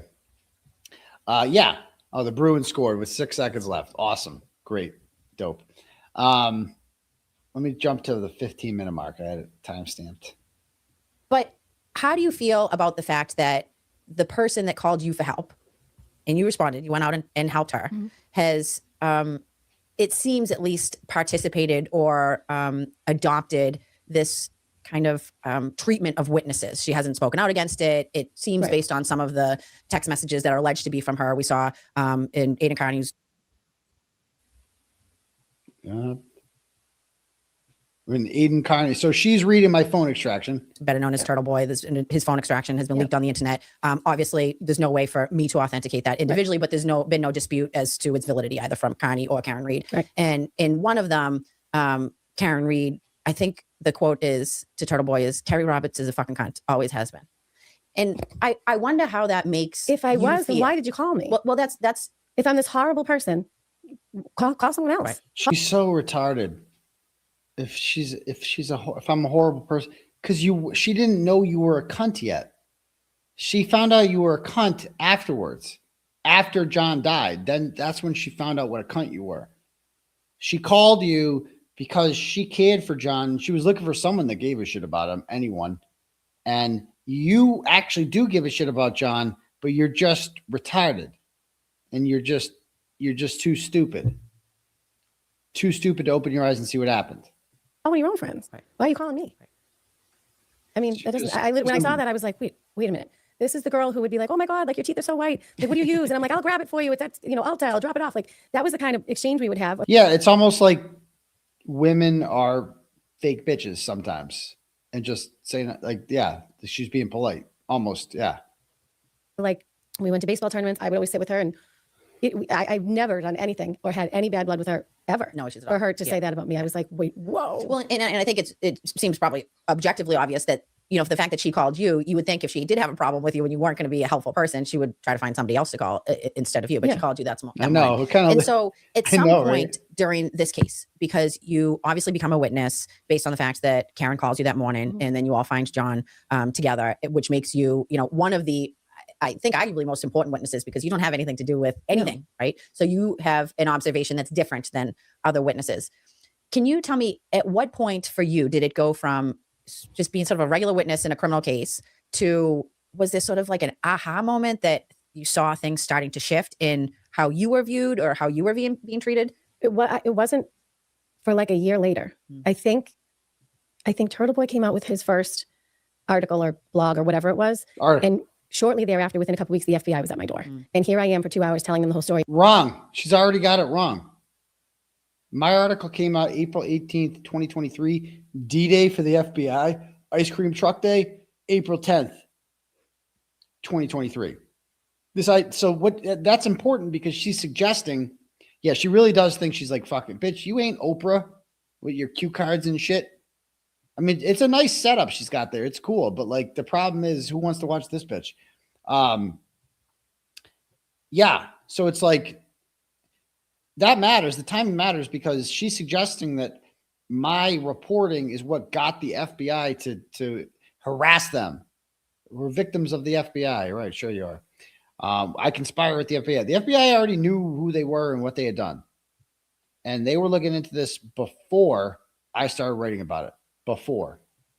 And crying and saying, thank God you're here and you're going to clear this up about what this person is saying about all of these people. Like, this is insane. Like, they're trying to say that a 17-year-old was responsible. Like, so you have to clear this up. And they were like, well, we don't really know who the target is. I'm like, okay, that seems weird to me. They gave me a paper. She tells them, you have to clear this up. Wait till you see the emails that these people wrote to the FBI. We got them all in Discovery. We have every email that these people wrote to the DA's office, to the FBI, demanding like that. They demanded that like the FBI clear Jen McCabe and shit like that, as you're going to see. Like, no, they think Jen McCabe did it. That's why they invest. They know Karen Reed didn't do it. That was the whole purpose of the investigation, dummy. For to go to court. Yep. And then they never called. They called and said, we're not going to need you. We'll give you a date at a later time. And that's been. So you were originally subpoenaed into the federal grand jury, but then they never had you actually testify. No. Which is interesting. Which is interesting since I was there. Right. And like I said, I think, when you testified in the first trial, I mean, your testimony to me was probably the most closest to what the most accurate reflection of that morning was, because, everybody has sort of different perspectives. Obviously, Jen McCabe was there, but she was out the night before. She was drinking. There's certain factors that come into how we look at different witnesses and what their, as attorneys and what their testimony is. First of all, this bitch talk, but after Jason Broyles, I've never heard somebody talk so much during an interview. Like, pro tip, if you're the interviewer, just ask the question and let them talk. People are here to listen to your guest. They're not here to listen to you talk and ramble on. Okay. Like I said, she went to the Jason Broyles School of Journalism, I think. Going to be. And it was very telling to me that when you testified the first time that there was no cross-examination of you, right? Oh, I was getting ready. Yeah. And they said to me beforehand, Lally came over to me and goes, they're giving you little. And I was like, what? Are you serious? I'm like, oh, okay, this will be interesting. Because she doesn't have as big of a personality as the other two. No. And I was like, I don't even know what to make it. Little, really? And they were like, yep. And then when we got there, I was like, okay, let's go. And she was like, no further questions. I'm like, she didn't ask any questions at all. Nothing. Right? Which was fine by me. Yes. Fine by me. Get me off this thing. I don't want to be in this anymore. I want to get off the ride. That was a so mistake. As I'm leaving, I think Laura Sullivan was in after me. And when you go to court, when it's your turn to go on next, you're on deck, but you're right outside the courtroom. Right. So I come walking out and they had just flew Laura up the stairs and it just happened so fast. Laura was like, wait, what happened? And I'm like, I don't know. Good luck. Just be yourself. Yeah. Because first of all, we've never done this, right? Second of all, it's on TV. Third of all, there's like all these people that it's just, they're outside. I don't ever want to do this again. I don't wish this on anybody. Well, and I think, so by the time you were testifying in the first trial, here we go. All of the sort of the public reaction to it was well underway, right? And that it had sort of started to gain more traction as it went along. So by the time the case actually got to trial, I mean, all eyes were on this. Everybody was watching it, right? The second one, I think so more, but the first one, yeah. And did you feel going into testifying in the first trial, was it anxiety? Was it, what were you feeling? I don't even know. I think I was just like, make sure that you don't awful. And I think it's important too, because it's really difficult, especially when you're not in the criminal, you're not in the legal system, if you're not in the criminal justice system. Here's her. I'm a liar. I'm so much smarter. If you're not in the criminal justice, oh, dude, shut up. Oh. It's very scary to testify. Anyway, it's scary to testify when nobody's watching, right? Because it's it's very serious. It's formal. That someone's potentially going to come at you, and their job as an attorney when you cross-examine a witness is basically to try to destroy your credibility. Right. And that's why I thought it was so telling that there was no questions asked of you, because number one, I think you came off very credibly, and you had sort of an independent perspective outside of what necessarily the Commonwealth's case was and what the defense theory was. And I thought it was smart of the defense not to ask you any questions. But I think it was smart not to ask Kerry Roberts questions. That was one of the greatest mistakes they made during the first trial, was not cross-examining her. They destroyed her in the second trial. I don't know if you missed that there. Maybe you were getting high. Maybe you were relapsing. I don't know. But during the second trial, they got her to admit that she lied to the grand jury about Jen McCabe being asked to Google how long to die in cold by Karen Reed and witnessing that. She lied. She admitted that she lied. It was one of the great gotchas of the whole thing. And it wasn't Eliza Little that time around. It was a man by the name of Alan Jackson who got her to do that. You might have missed that. And unless I missed it in this 90-minute interview, she never asks her about that. And she also never asks her, what's the other major thing that you got to ask Kerry Roberts? It'll come back to me. But she doesn't ask her anything like relevant. Go on. It's also sort of goes back to, the fact that you weren't called to testify in front of the federal grand jury when, I think looking at it from the outside in, you probably would have some of the most helpful testimony kind of shape what actually was happening that morning. And so when we talk about, something that I think is really has sort of taken over society, not just in true crime cases and court cases, but I mean, it's across the sort of political spectrum, the world we live in today, is this, this sort of dehumanizing of people. And what, for me, I have seen it mostly in the Karen Reed case, but to be frank, in a lot of other cases too, I think it's sort of it's started to evolve, and this is becoming more common. We're seeing it more and more, which is why I think it's important that we talk about this, that you, as somebody who you didn't ask to be involved, right?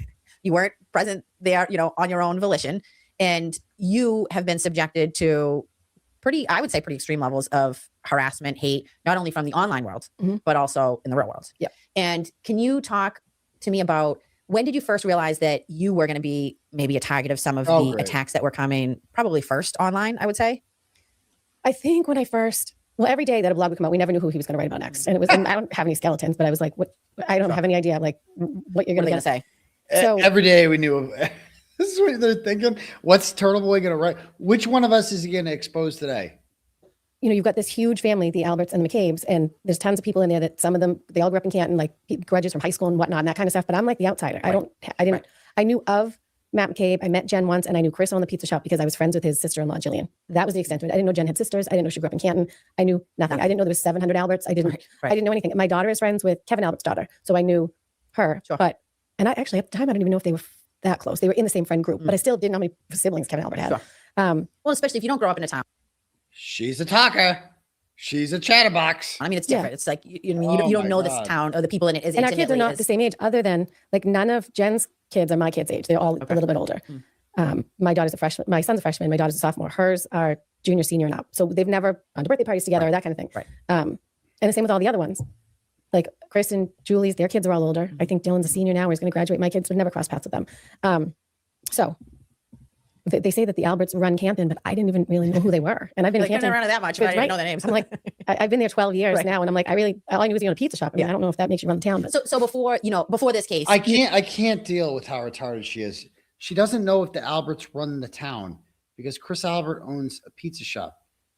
Dear stupid, I know you're like an idiot and you don't understand how town government functions, but your town is run by something called a board of selectmen.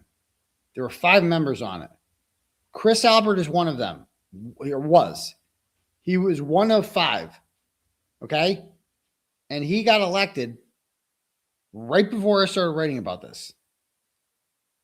Somehow, despite literally killing a man. He's a murderer. He killed a man. He killed him. Again, dead. Peter Berger, 1994. And somehow she's just like, I don't know why they say he runs the town.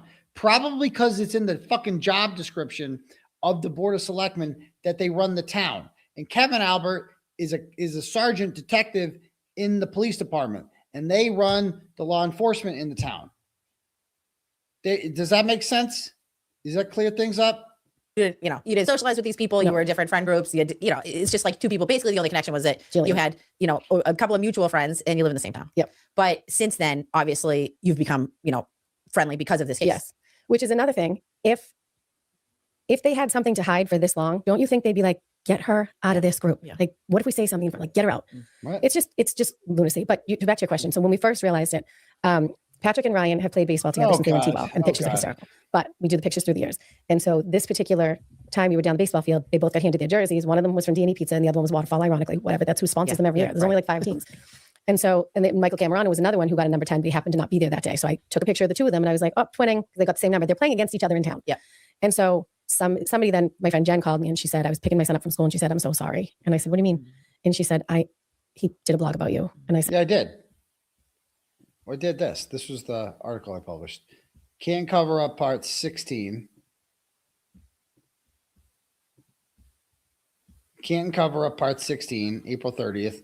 Kerry Roberts posts Facebook picture showing John O'Keefe's nephew advertising Albert Pizza Shop and bar where he met his murderers. And there's that's John O'Keefe's nephew. There's Kerry Roberts posting at D&E Pizza Shop. Okay. Right. Oh, there's Chris Albert with John Look at this fat fuck. Oh my God. He's such a loser. Oh, there's Colin. Yeah, bang, bang. I forgot about all these. Last two I'd fuck with. This is the one this was in the lawsuit. This picture made it into the lawsuit. Me and Karen Reed doing that. Yeah. Fuck yo gang, he says. Fuck yo gang. Okay. All right. Anyway, let's pull this back up. Kerry Roberts said, for what? And she said, the picture you put on of Patrick and Ryan wearing D&E and waterfall shirts. And I was like, did he put the pictures up for the kids? Mm-hmm. And then people asked him to take it down. I think he blurred their face out after, but yeah, he put them up. Now we have found out it was at Karen's direction because she pointed out which was which. Right. And the one it was like she's wearing her uncle's murderers. Mm-hmm. Yeah. And so here's another funny thing about that. There was sort of talk of. So now again, they got those. I don't know if they got those messages from my extraction or from Natalie. I think they came from Natalie, but that was also in my extraction. So there's that.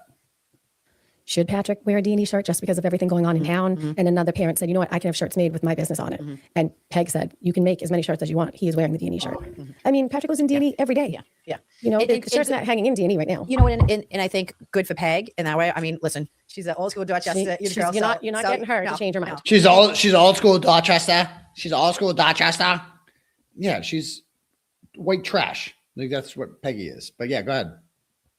And I think that's true is that what happens a lot now is that people are afraid of it getting worse. And so they back down, they kind of capitulate to it's not, I mean, it is a way of intimidating people into silence, into changing their behavior, into isolating that kind of thing. So I think but it is so difficult to stand up to that, particularly when you have, you know, the whole online world sort of turning against you. But, so that was really the first instance of like, that's when I was coming like, at you. They're coming at me now.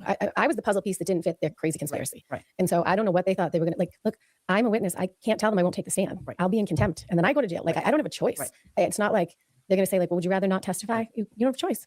Well, I think that's too, it's something that's really important to note is that all of you are under government subpoena. So like anybody in any criminal case, right? Whether it's you're subpoenaed for a grand jury, for a hearing, for a trial, that's a subpoena that's legally enforceable. Yeah, we know. I'm a lawyer. A warrant will issue for your arrest, right? And so, you know, number one, you don't have the justice agencies, namely the Norfolk County District Attorney. Individuals involved are witnesses who should be protected by the system, you know, and something that is integral to the criminal justice system working is ensuring that witnesses are safe and they're not subject to harassment and attack. And do you feel like they sort of abdicated their responsibility to you, or how do you feel about their role in? I'd like someone to show me someone that has been charged with witness intimidation and what those acts were that they were charged with. Because I can guarantee you it's much less than any of us have been through. It's just, I don't understand. What? That is the most outrageous thing she said during this. I'd like to show you someone who was charged with witness intimidation and it's less than what we've been put through. What has she been put through? Nothing. There has never been a threat of violence against her. Okay. That's what witness intimidation is. Witness intimidation is when you go up to somebody and somebody says to you, if you're a witness, you better say what we want you to say, or else we're going to fucking kill you. You know, we're going to break your legs. We're going to do something. We're going to hurt you. And she's like, I've never show me somebody who's been through more. Oh, how about like every victim of real witness intimidation ever? How about all them? They've all been put through more than you. You haven't dealt with shit. You had mean people on the internet saying mean things about you. And you lied to the FBI. You lied to the feds. You lied. You lied. You made up a lie under oath. Or was it the grand jury show? I forget her lie. She's a fucking liar. Liar. That's what she is.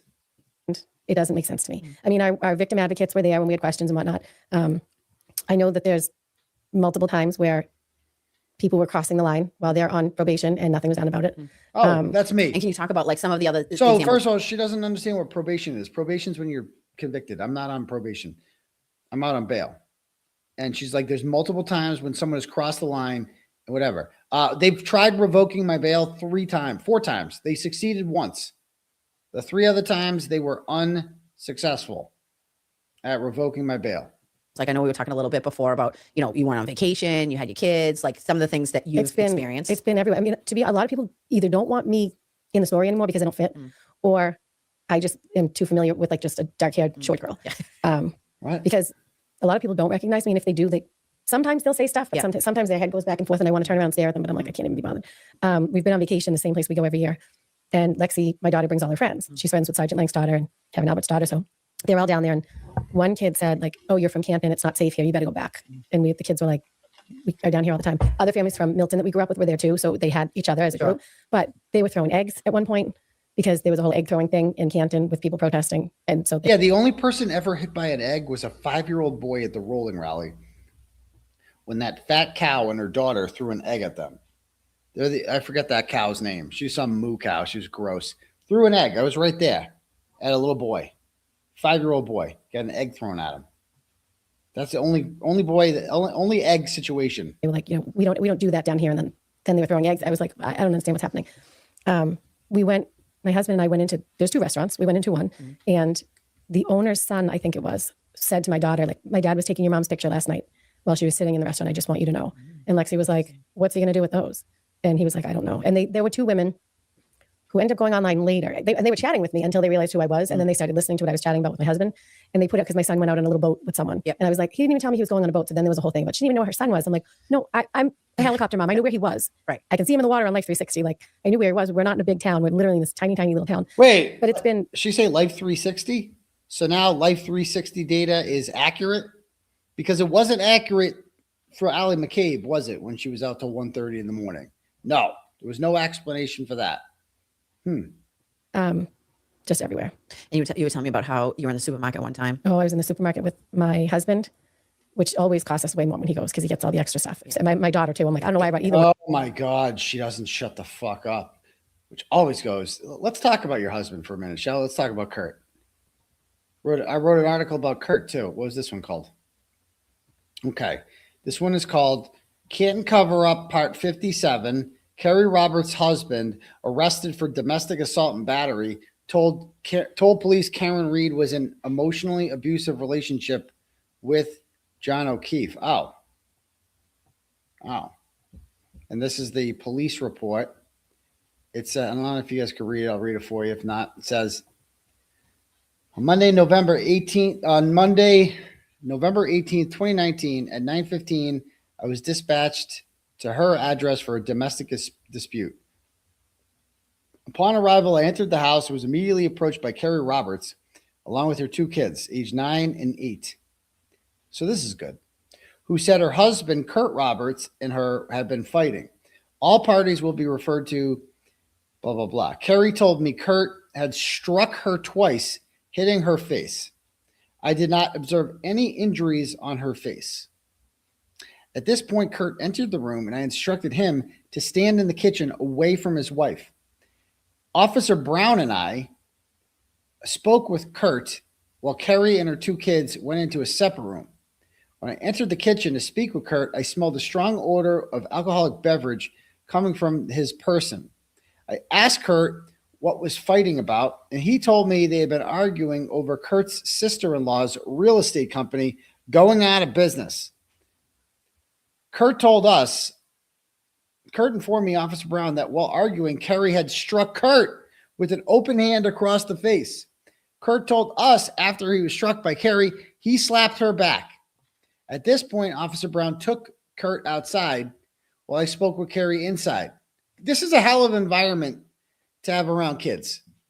Kerry told me while having dinner along with their children, the subject of Kurt's sister-in-law's business came up, and Kerry had spoken to a friend regarding the subject. Kerry and Kurt became enraged at this and called her several vulgar names. At this point, Kerry said she went to the bathroom to distance herself from her husband. While in the bathroom, Kerry stated she could hear her husband telling her kids that he was going to bash your mother's skull in. At this point in time, the kid went and told her mother what was being said. Kurt, at this point, began breaking various household furniture that contained pictures of other family memorabilia. Kurt then approached his wife after she left the bathroom and got in her face, asking her, "What are you going to do about it?" At this point, Kerry's kids were behind her, and Kerry used an open hand and pushed Kurt back, hitting his face. Kurt then struck Kerry twice in the face. At this time, Kurt was placed into handcuffs and placed into the back of my cruiser. I informed Kerry that her husband was being placed under arrest for domestic assault and battery. I informed Kerry of her 209 rights, which she declined, along with medical attention. Kurt was transported by me to the Canton Police Department, where he was booked by Sergeant Drinian. DCF was contacted on this matter. Okay? So, yeah, there's Kurt.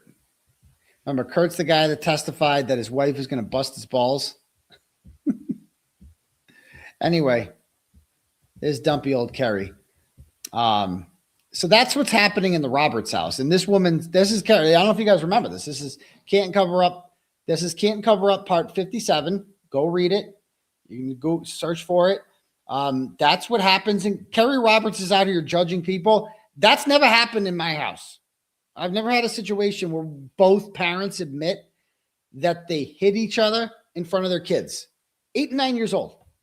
And she's out here casting judgment. In case you didn't know what white trash these people are. These people are garbage pails. Like, don't let the fact that they live in Canton fool you.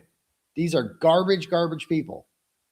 Anyway, that's a little background on Kurt. One of you, but thank God they were there that day. And there was a woman with I don't know if she had a free Kearney shirt or whatever. And I'd been standing next to her for a good 3 minutes in a meat aisle. Didn't recognize me, nothing. And so Kurt's down one end getting cold cuts or whatever. And Lexi and I are down by the milk. And some other woman taps her shoulder. Lexi watched it and pointed at me. And the woman with the free Karen Reed shirt now gets her phone out and starts, we beeline it down an aisle because my husband had the cart. And she's now walking behind us either filming us or FaceTiming with somebody and saying, they're the murderers, to meet my 14-year-old daughter. They're the murderers. And I'm like, holy shit, get me to the cart right now. So I get to the cart, I dump my stuff in. I said, I'm going to the car. And Lexi was like, well, I'm staying with Dad. And I was like, okay. And so they stayed, and my husband had words with her at the register, and that was it. And I asked Stop and Shop to pull the footage, and they mysteriously couldn't find it. So, but I don't know if she FaceTimed or she filmed it. I don't think it ever ended up anywhere. But you have a 14-year-old daughter who, never mind, I had nothing to do with whatever their conspiracy is, but my 14-year-old daughter, you're telling her she's a murderer? Right. Well, and you think about this. Did that actually happen? I think I'll take things that never happened for $500, please, Alex. I mean, this is a woman who lies when she's under oath at grand juries. This is a woman who cares so much about her daughter that she smacks her husband and then gets smacked back in front of the kid. But, you shouldn't do that. Obviously, I would definitely condemn that if it happened. Like we were saying, this lack of humanity that what gives somebody the right to do, you know what I mean? Like what would embolden someone to do that in person? And I will say, I give a lot of credit to all of you who have had to endure all this, for nobody reacting in a way that is, I can't imagine the level of self-restraint. Self-restraint, nobody reacting. Did you see what happened outside of D&E Pizza on June 23rd, 2024? Self-restraint? What are you talking about? What are you talking about? 2 of them were charged with hitting me. Chris Albert said he was going to bash my head up and down the sidewalk. What are you talking about, pal? She just admitted there's a conspiracy. That you have to. Some of them are not playing with the full deck. And so you don't want to. Yeah, right. No. Right. Yeah. Well, you think about the kind of people who's going to take out a camera and film a 14-year-old while yelling murder is not exactly, in stop and cream of the crop crop. on a Sunday morning. So some of them are, I don't do crazy. But what has, and the fact that these kinds of instances have happened to you, over and over. And I would imagine it's maybe a little bit died down since the cases, at least the criminal case is not. No. No. Yeah. The drive-bys, I think, may have slowed down a little by Jen's house. The drive-bys of my house, my neighbor, if he sees them, stands in front of them. And that's what a neighbor should be doing. And speaking of neighbors, what you have discovered in the extraction. So this is now one of my sources was Kerry Roberts' neighbor. Okay. And she didn't want to be outed, whatever, but she would send me information about comings and goings and stuff like that. Nothing too useful or whatever. But that is another source now who has been, put out there as because Meredith O'Neill released my phone extraction, which all the bad guys have just read the whole thing. Of the phone is that one of your neighbors was taking pictures of my house and sending them. I mean, if that's not an invasion of privacy, she can literally look into my. If that's not an invasion of privacy, how about the fact that my phone extraction contains naked photographs of me and various other women? And you're talking about an invasion of privacy. Both of these women have, if they've seen the phone extraction, that means they have seen what a real one looks like. Okay. And then they look at their husbands and they'll just never be the same again. That's what that means right there. Even though it's a blessing, it's still invasion of privacy. Okay. That's not for you. You guys don't deserve those. Nobody sent those to you. Nobody sent those to you. And they're talking about invasion of privacy. My house, she's across the street. Does she know you know? I am assuming she knows I know. They've left early for their vacation house, but they're saying they have had harassment. I don't know for what. They just said they were being harassed. And I was like, oh, that's too bad. Wasn't by me. She said that to you? No, I haven't talked to her. She told the blogger that her husband grew up across the street from a Winter Hill gang member. And so that when she comes out of her house in Canton, she walks with her head down. Now you're affiliating me with 𝗺𝗿𝗍𝗺? Yeah. What? And we've always been friendly with this woman. Yeah. Her husband is lovely. The last blizzard was snow blowing the driveway. And by the way, it's like, how did she not figure this out? Especially when I included this picture in part 57.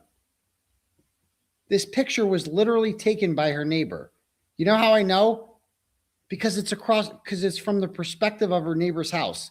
And somehow she couldn't figure out that her neighbor was the one sending me goddamn pictures. She couldn't figure that one out somehow until she got my phone extraction. It's right there. Bro, who do you think took the picture, stupid? Okay, anyway, back to this. I just can't. I mean, she's so dumb. I can't with Kerry.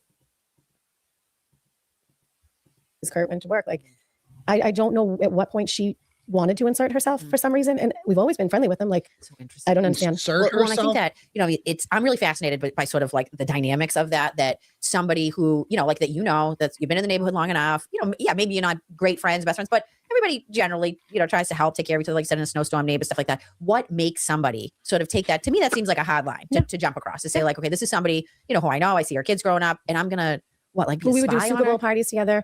We did the block parties together, like all of this. I do know she went to Bentley and I think she had Bill Reed as a professor. So that could have something to do with it. I'm not sure. No. I couldn't tell you. But my husband did something for her a couple of weeks before. I think he did the end of her walkway or something. And she came over and she grew up in Milton, knows him and his brother. And she came right over and was thanking him up and down, but so I guess it's just me. Right. We would drive around. He's like, look at them all, And so I had a blue light, but with the Ring camera, it makes everything green. Yeah. So I had to take it down. And so I put a blue light in the window. It's like, because in those extractions, Karen says something to the effect of, these people are pathetic. She has a blue light in her window. My friend was killed. That's my way of paying tribute to him. Like, I don't. Not only was your friend killed, but you had to find him. Yeah. Which is. And tell his parents. You were the one to tell them. I had to tell them. Well, I didn't tell them he was gone. I told them there was an accident. And you picked them up that morning. And then I picked him up and we had to drive back roads. You know what it's like to drive back roads in a blizzard from Braintree to Brockton? Yes. But I spun out on the highway when I was trying to get to them. That it was, there was not a soul on the highway. And here's me driving around on the phone with Katie Camerano down there. And I was like, okay, I'm just going to go pick up oh my God. the O'Keefe's now. We call them Nana Papa. We call them Peggles. There's all different nicknames. My mother even calls Papa. Yeah. Like everybody does. I know they made fun of me about that before. It's just so gay. He's not your grandfather. So it's weird that you call him Papa. Hey, Papa. It's just these people, they love to act. They're just so obnoxious with their nicknames. And, we call him the Godfather. John's the Godfather. Shut up. His name is John. Call him his goddamn name, Papa. He's not your grandfather. Did they? Everybody. Well, I think that's the kind of stuff. It just, a lot of it feels like, it's very grasping at straws. I think when, when you have a witness or you have somebody who maybe has, information or perspective that's in opposition to, what your theory is as an attorney, there wasn't really the substance of it to attack you, whether it was in court, with her attorneys or whether it was online through blogs. There wasn't, like you said, you're the piece of the puzzle that doesn't fit, right? That's they didn't cross-examine you. Her attorneys knew that. They know that. They did cross-examine her. Something so ludicrous, but whatever. But that's what they do is okay. The way This is the perfect opportunity.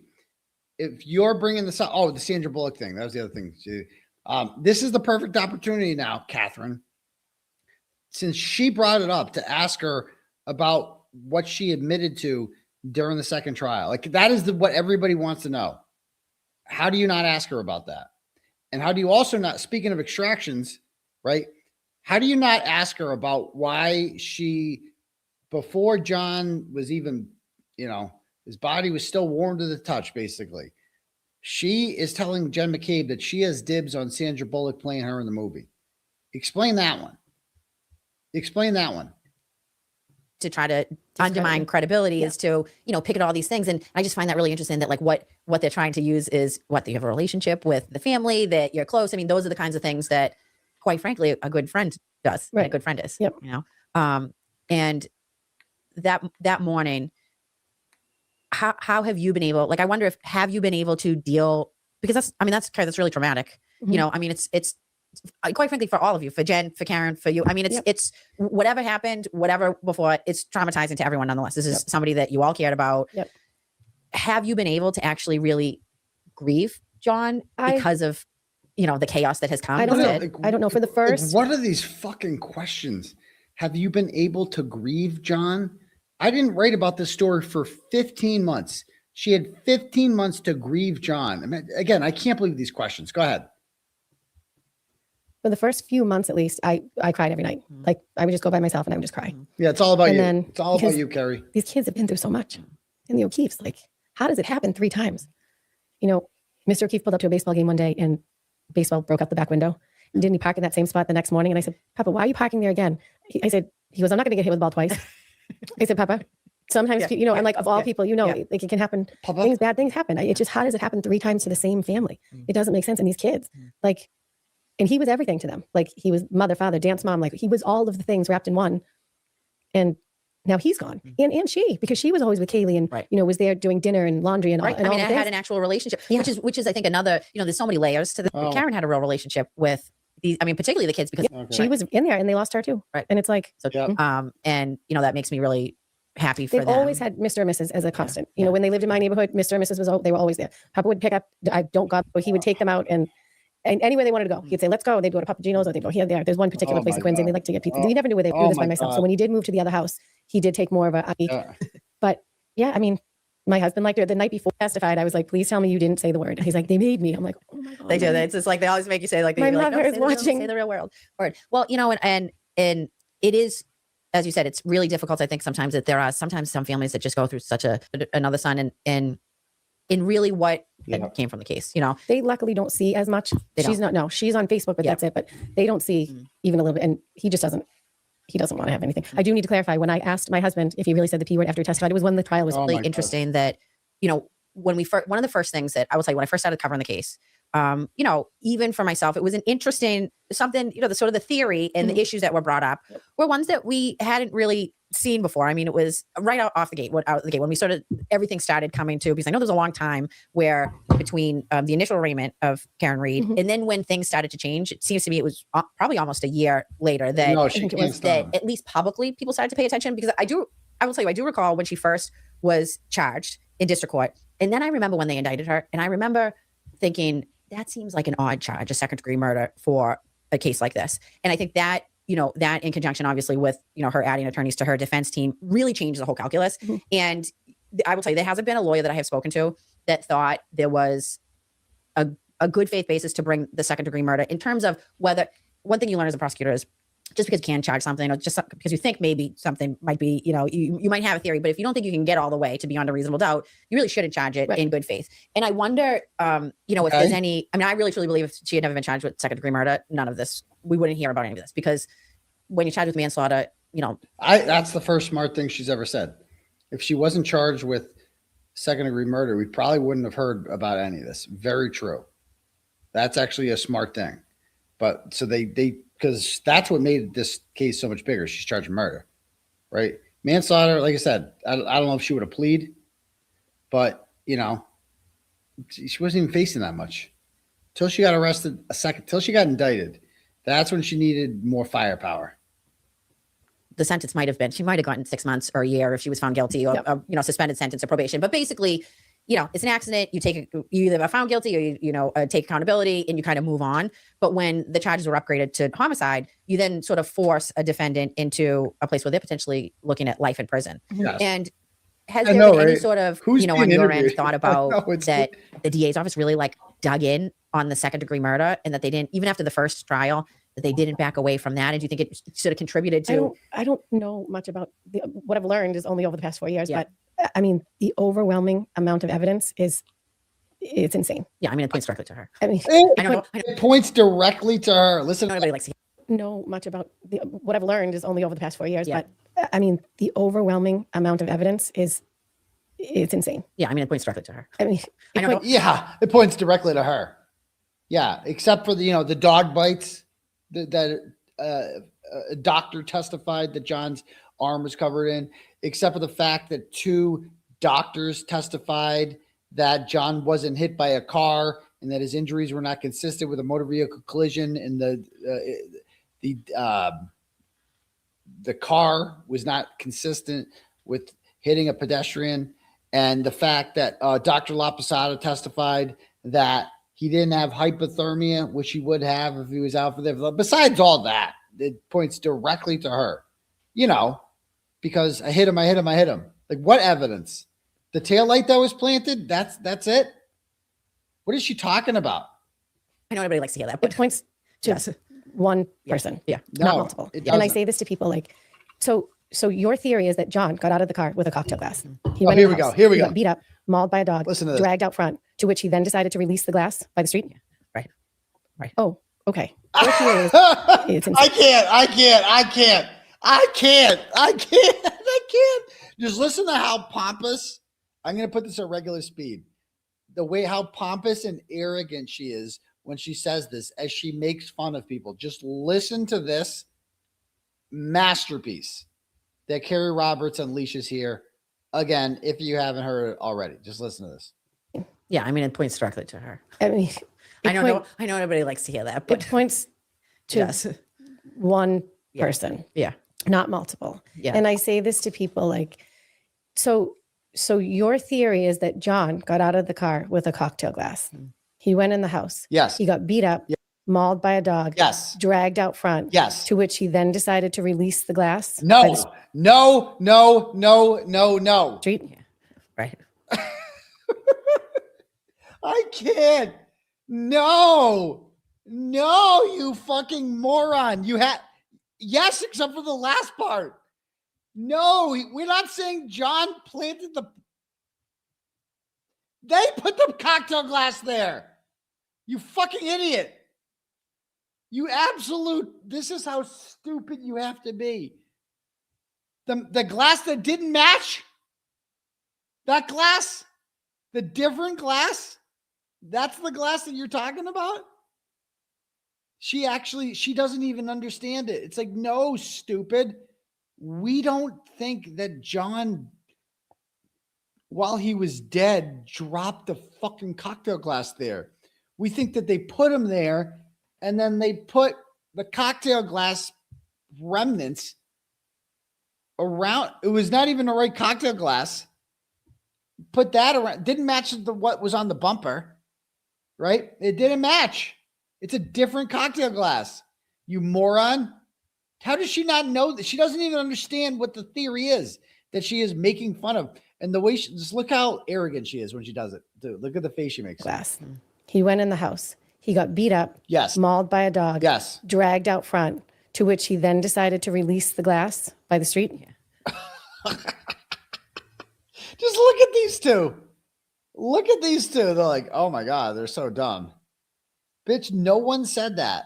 No one. What? No. Right. Oh, okay. Like, and you want to hear I got to find that. Oh, where is it? This guy is the most hilarious follow, like, on Twitter. Oh, where'd he go? I have to find him. I forget his name. I started following him on TikTok.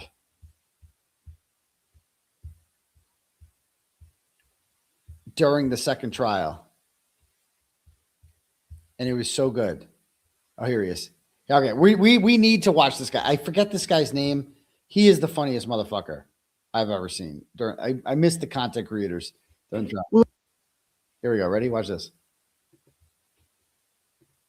People are like, didn't you hear Karen Reed's voicemails? Obviously, she was fighting with John, so she did it. Well, if you spent the entire night out with your boyfriend and after a month of infidelity, you went to a house party after the bar closed in a dark house that you'd never been to with some people you barely know, and then he went inside and stopped answering your texts and phone calls, and you immediately assume that he's clapping 𝗵𝗄𝗧𝗃𝗃's wife while Higgins is pulling his pud in the corner while Chloe eats a pig ear that she definitely doesn't bite into John's arm. Because pig DNA makes sense.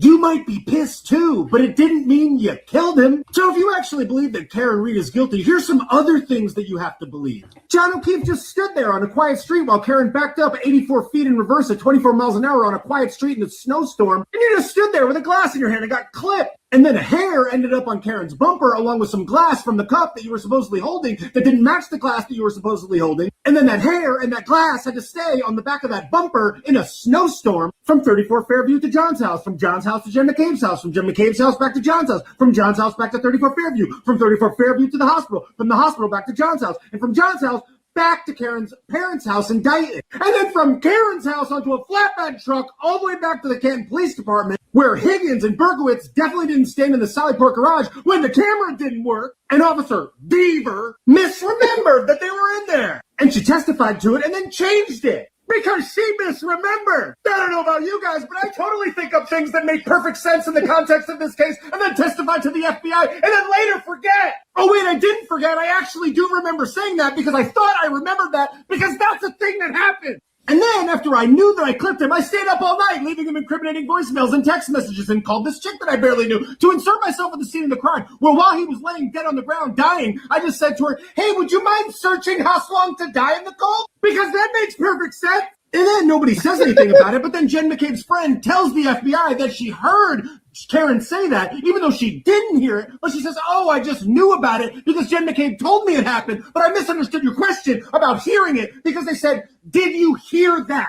And she didn't understand that because that's totally believable and stuff. Because when my boyfriend is dead or dying in the grass, I just go, would you mind searching how long to die in the cold? It honestly would have been more believable if she said, hey, would you mind searching how long does it take to get killed by Alexis 84 feet in reverse? I'm Karen Reed. Karen Reed is doing the search. You also have to believe that a 6,000-pound Lexus can hit a 6'1", 218-pound man going in reverse, and the only thing that breaks is the taillight. And after he got hit by the 6,000-pound Lexus, it had no bruising, no broken bones, no torn tendons, nothing. And it also left a pattern of dog bites on his arm that was verified by 2 forensic pathologists. Oh, and then the laceration above John's eye, well, of course that came from the spoiler of the 6,000-pound vehicle that clipped him directly in the head. Then all left was a scratch, because that makes sense.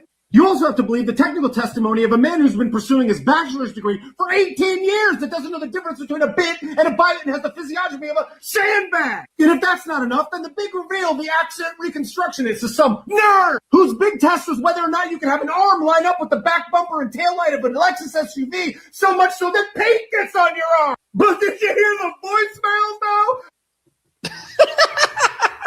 It's just perfect. It's just, Kerry should have to watch that. It's like that Kerry's like laughing at how stupid you have to be to believe the conspiracy theory, right? But that's how stupid you have to be to believe that John got hit by a car. That's how it just like it's just never clicked to her. She's just too stupid.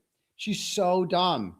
Jen McCabe lucked out so much that this is how dumb John's friend is. Like, she hit the jackpot with dumb. She hit the jackpot with Peggy, with Kerry. She hit because they're not in on it. They're just dumb. Paul's dumb. These are dumb people. Like, John O'Keefe was the perfect person to murder because everyone who loved him was dumb.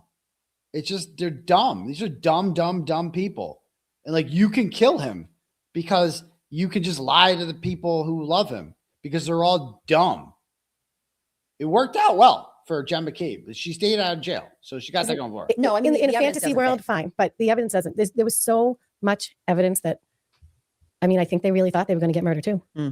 Interesting. Well, and I think about there was so much evidence. No, there wasn't. Because listen, I try to look at things from a legal couldn't perspective. even And get like I said, when I first started following the I'm case, a liar. you know, I'm a I found liar. that there was some fair critique from the defense and their initial filings. And the way I talk about cases is I only cover what's publicly available. So I look at legal filings. I don't, you know, I'm not into speculation and rumor and what's being reported here or there. I wait until something's filed in court and then I look at it. And, you know, when I first started looking at the filings by the defense that really raised this. Well, some of the filings are not always truthful. Well, so this is where I'm going with that is that, you know, it was persuasive, even to somebody like me, a little bit in the beginning, because I took, because as an attorney, I took what was put in a lot of the filings As in an good attorney, faith, as an because attorney. that's, you know, what's supposed to. So, but I think, you know, for me, I sort of started to look at the case differently when I started to realize that a lot of it was what was being put out publicly seemed to be more fed as opposed to, you know, genuine investigation, right, from an outside source. And what it appears, at least to me, based on what we have seen so far from the extraction online, is that, in fact, much of the narrative and the theory that the defense had for this case and still has for this case was really created by them and then given to Kearney and then just regurgitated. Yeah. And so, you know, I think it's really important that we see that and recognize that. And I know that it's difficult for a lot of people who have become like really entrenched in one side of the case, because it's hard for everybody to acknowledge, you know, maybe they didn't look at things in the correct way. It's hard for but people she to could admit acknowledge it at this point, and some of those people would be like, nope, they made us say that. Yeah. I mean, I'm pretty sure that. Oh my God, I can't with these people. She could admit it, and we would be like, yeah, she's right about that. If Karen, I've said it before and I'll say it again. The difference between her and 𝗫𝗄𝗄 𝗵𝗂𝗧𝗧 is if 𝗫𝗄𝗄 𝗵𝗂𝗧𝗧 told me tomorrow that she did it, I'd be like, okay, I guess she did it. If Karen Reed told me tomorrow she did it, I'd be like, you're high. So I don't know who is paying you to say that or why you're saying those things, but you are high clearly right now, because obviously that's physically impossible for that to have happened. Go ahead. Yeah, they're not getting off the train. No. Well, and I think there's something too that people will double down even in the face of evidence that's clearly in opposition. There's people that will never let go. I mean, Chris Albert is no longer on the select board of Canton, but they still go every Friday and stand across the street from his pizza shop. He's not even on the board anymore. What do they do? They hold signs. There's a guy from Narragansett who holds a sign that says, I love Canton. You don't even live here. You don't even live in the state. Right. Like, what? Why are you here? What do you think that, like, I mean, aside from, you know, like the substance of the case, like, what do you think about, I mean, I'm really, like, I have to tell you, I'm fascinated sort of like how people get sucked up into, I don't know. You know, because there are people, I mean, there are a fair amount of people who might believe that she's not guilty, but they're not like acting like crazy people. And there are some people who were on the other side who have come to our side and said, I'm so sorry. I got it wrong. And I contributed to harassing and I never should have. And it's like, oh. Well, are you following? Who's that? Who's the person that came to you after the verdict and was like, I'm so sorry. Actually, I believe she's guilty now. Who has changed her mind after the verdict? Any of I think they're in court today. Kearney's ex-girlfriend, Meredith O'Neill. So she's getting it. Well, I think it's interesting only because there's only so much. No, I know. You know, I am done. I know we're going to have to do it again for the civil trial and this is what she's following. But I'm like, listen, my kids, like all through middle school and now all through their high school, this is what it is. Thankfully, my son's at private school, not in Canton, and my daughter has her core group and they're very protective of one another. But this is all they've known for years. And it's like, my kids even at home are like, please turn that off. Like, please, can we not talk about, when my daughter has her friends over that aren't in her immediate group, she takes the no trespassing sign and puts it face down so that they don't see it, even though they all know. Yeah. But like, there's only so much I can keep track of. So I will ask here and there, like, is there anything going on today? I'm not on Twitter. Yep. So for all of you who have messages for me on Twitter, I don't read them. Well, you know what the funny thing is? It's really, and the reason why I bring that up is because she's sort of on the end of harassment. She's seeking a restraining order against. She's on the end of his harassment. Meredith O'Neill is on the end of my harassment. I had an order on her. What are you talking about? I'm harassing Meredith. Like, just tell me you're not. This is just in these people's heads. I'm this monster. They just don't look at anything. They don't care. They don't like me. And they are convinced that anyone else who is fucking with me, like she is somehow a victim of me. Like that. They don't care. I can't with this woman. Kylie Turtleboy. And she has the mob has turned against her, which I just find to be really fascinating that the mob has turned against her. I wonder why. Maybe because she has turned against the mob.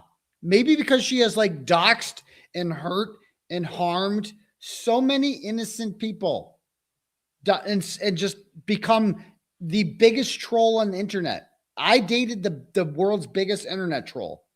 Like a hack, like a nut job. Right. But she's so innocent. Right. Okay. People who, like, I've had people reach out to me who ended up on the wrong side, sort of you know what I mean, of him, but originally were completely participating in the harassment of all the witnesses, of all everything. And there is something harassment of the witnesses. You know, you wonder, do you start to understand, okay, now I see this is being done to me. Right. Now, do I, you know, can you get to that next step of, oh, I participated in this towards other people, and like, this is wrong. Right. Like, this is, I mean, what is happening now? I mean, there's no ifs, ands, or buts about it. And I make no qualms about it. And it is disgusting and disturbing what has happened to witnesses. We saw it in the 𝗫𝗄𝗂𝗧𝗂𝗧 𝗵𝗂𝗧 case. The 𝗫𝗄𝗂𝗧𝗂𝗧𝗃 case. What happened to witnesses in the 𝗫𝗄𝗂𝗧𝗂𝗧 case? What is happening to witnesses? You know what's disgusting and disturbing is arresting somebody, coming to their house, searching their entire house where your kids live, right? And taking all of your devices and putting you in jail because you said things on the internet that hurt other people's feelings. That's fucked up, because that's what I did. And I went to jail for that. I don't care what side of the aisle people are on. I really don't. You know what I mean? Like, you think this person's guilty, you think they're innocent. It's fine. Everybody's entitled to their opinion. Look at the evidence, form your own opinion. But this sort of the level of harassment of witnesses is something that it really bothers me, that no real agency, like the people who are charged with protecting witnesses, have not done anything, you know? And so is that a fucking joke? They have not done anything. I got arrested. I was indicted. They charged me with window intimidation. And oh yeah, they spent 6 months building a case over a guy named 𝗵𝗃𝗧𝗧 for rubber duckies. Rubber duckies. You had Fanning and 𝗃𝗃𝗃𝗃 driving all around the state, grilling women of all varying ages about rubber duckies that were this big. Rubber duckies. Like, listen, I can't believe she said that. I'm looking of witnesses is something that it really bothers me, that no real agency, like the people who are charged with protecting witnesses, have not done anything, you know? And so, you know, I'm looking at different kinds of, you know, you look at the police, you look at the United States Attorney's Office, you look at the Norfolk County DA's office. Why would you ever want to be a witness again? Why will not? Right. The United States Attorney's Office thinks that the witnesses are the bad guys. That's why they conducted the grand jury. They didn't do that for shits and giggles. So if something ever happens, so see something, say something, doesn't apply to me anymore. Right. I would never. I would tell anybody, and it's an awful thing to say for anyone that does witness a crime. If you're in Norfolk County, don't do it. And what it feels to me, Kerry, it feels like they're all afraid. I think they're, and that bothers me, that the people who are supposed to be in charge of enforcing, you know, the sort of norms in law and order, they're afraid to be on the other end of harassment. But they're already on it. You know so what I mean? What does it matter? No, they've been harassed. Yeah. Minimally compared to the rest, but we are witnesses for your case. Mm-hmm. And when the second trial ended, we were told. So they're saying that they're scared of me. This cartoonish picture that they've created of me is just insane. That they're scared of him. You can't. Nope, case is closed. Move on. But by the DA's office, we were told the victim advocates are no longer going to speak to you. They now do again, because I spoke up. Well, a lot of us spoke up, not just me. I spoke up. I was interviewed by someone at like ABC News or something, and I wrote about it. I said about it. I said, they've told us it's over, move on, but yet we are still being harassed. Like, Jen can't go to the grocery store. Jen can't really go to many places. That's interesting that she said that. Like, she went to them afterwards, and they were like, remember 𝗵𝗃𝗃𝗃 was going to expose 𝗺cie, whatever. And she's just like, yeah, we went to them, and because you should see how much these people email the victim advocate, how much. And now the trial's over, and they're not victim witnesses anymore. They're just liars. And they didn't do their job. Their job was to help get Karen Reed convicted. They didn't do that. Okay. Obviously, we see a lot, and we know that essentially the sort of directive has been, you're not going to be able to ever go anywhere safely. And is that how her life actually looks? Yeah. There's certain Dunkin' Donuts she can go to, and certain, a woman at a bank a couple weeks ago, she was at the teller, and the woman said, I'm not waiting on her. You can't do that. What bank was that? It was Eastern Bank in Stoughton. Eastern Bank in Stoughton? Not the new one, the old one, I believe. But that's the kind of stuff that, that's the kind of stuff. That just shouldn't be. See, Jen's different than me. Yeah. Jen is quite the opposite of me. I would have been like, oh, no. So first of all, if that actually did happen, you can't do that. Obviously, you're an employee. You don't get to make those decisions. But did this actually happen? I don't know. No. Yeah. You're waiting on me, or I'm getting your manager. And Jen was like, no, it's fine. And I said, which bank is it? Because we switched over to East, and I'm like, which bank is it? Of course, Peg was like, which bank is it? I'll go in there. I'm like, oh, geez. She went to the Dunkin' Donuts she goes to all the time because she's safe and familiar there. And at the end, there was a new kid working, and he said, justice for John, as she was driving away. And she was like, her dental office. You know, everyone made fun of her tooth, even though she was in the middle of doing an Invisalign thing on her own before they all made fun of her tooth. It's fixed now, by the way, people. She was doing Invisalign. Someone from the doctor's office was putting it out on Twitter that she was in the office. Like, that's a HIPAA violation. You can't do that. But you know what? Nothing's done. Well, that's the thing is that when nobody puts a stop to it. Stop to what? Like, everybody knows what Jen McCabe did, and it's not because of me. Like this, like, has it ever occurred to them that like people are doing this because they looked at the facts and they think that she's involved in the murder? And when that happens, people are going to look at you with disdain. People are going to say shit. And they're allowed to do that. People are allowed to look at you and take pictures of you. And because they just can't believe from the beginning, I always said this, they indicted me over this. I was like, I can't believe these people just walk around like nothing's, like they didn't participate in a murder. That's what they did. That just bothered me, and I couldn't believe they were doing that. Not everyone. Brian Albert just disappeared. But, you know, this one, Jen McCabe just thought she could. Right. So like at the bank, at the Dunkin' Donuts, at the dental office, like, no, that's your responsibility as the owner of, you know, any of those establishments to say, hey, you as my employee, you can think whatever you want outside. Yep. But what happens is when those people don't get reprimanded, when those people don't get stopped, that emboldens them. So, now I can do it. I can say whatever I want to at work. Apparently you can do whatever you want in Norfolk County and you don't get in trouble because that seems to be what it is. And it's what? sad because it's like, you did have witnesses on this. I can't even look into a fucking window and do a mime without getting a fucking felony charge. What are you talking about? Stand blatantly lying and nothing was done. You did have jurors who have since the trial ended admitted that they followed the case, but nothing is done. So when the judge asked you, do you wait, what juror admitted that they followed the case? What is she talking about? This never happened. Wait, I want to see that again.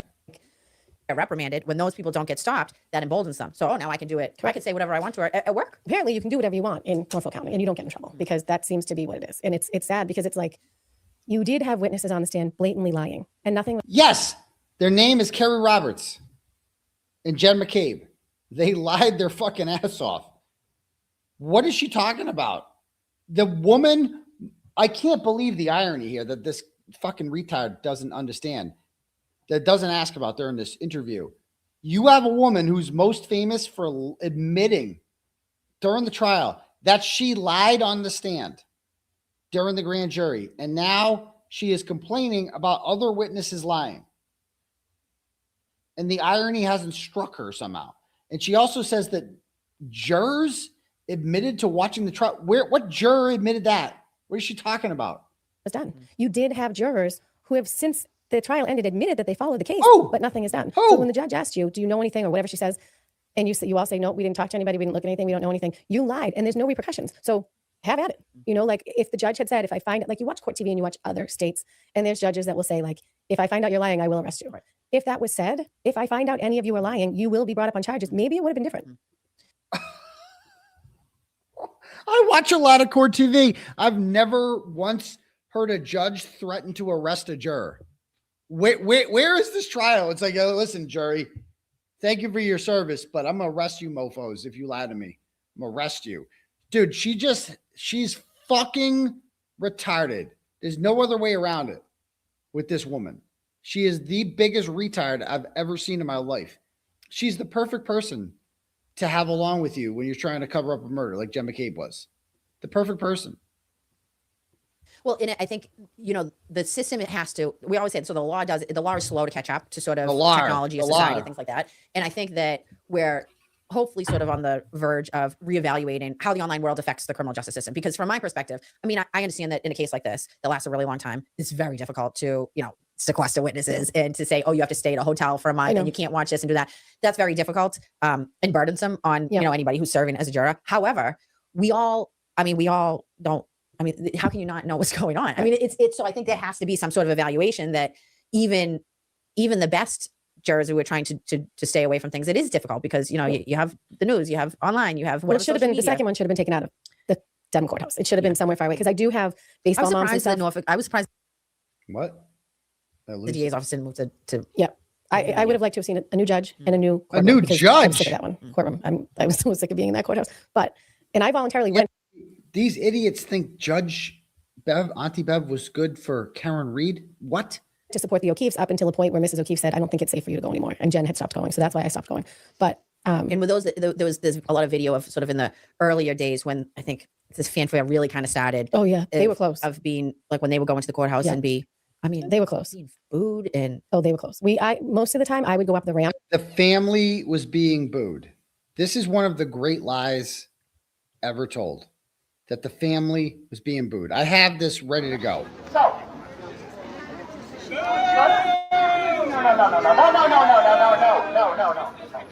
No. John's parents. We're not doing it. We're not going to move them because they'll come around to it. They've been lied to. They've been manipulated. In some ways, they're victims. They could stop this. They could speak out. They're choosing not to. We'll get whatever. We'll give them space. They're not the bad guys here. The bad guys here are the people who killed John O'Keefe and covered up his murder and framed Karen Reed.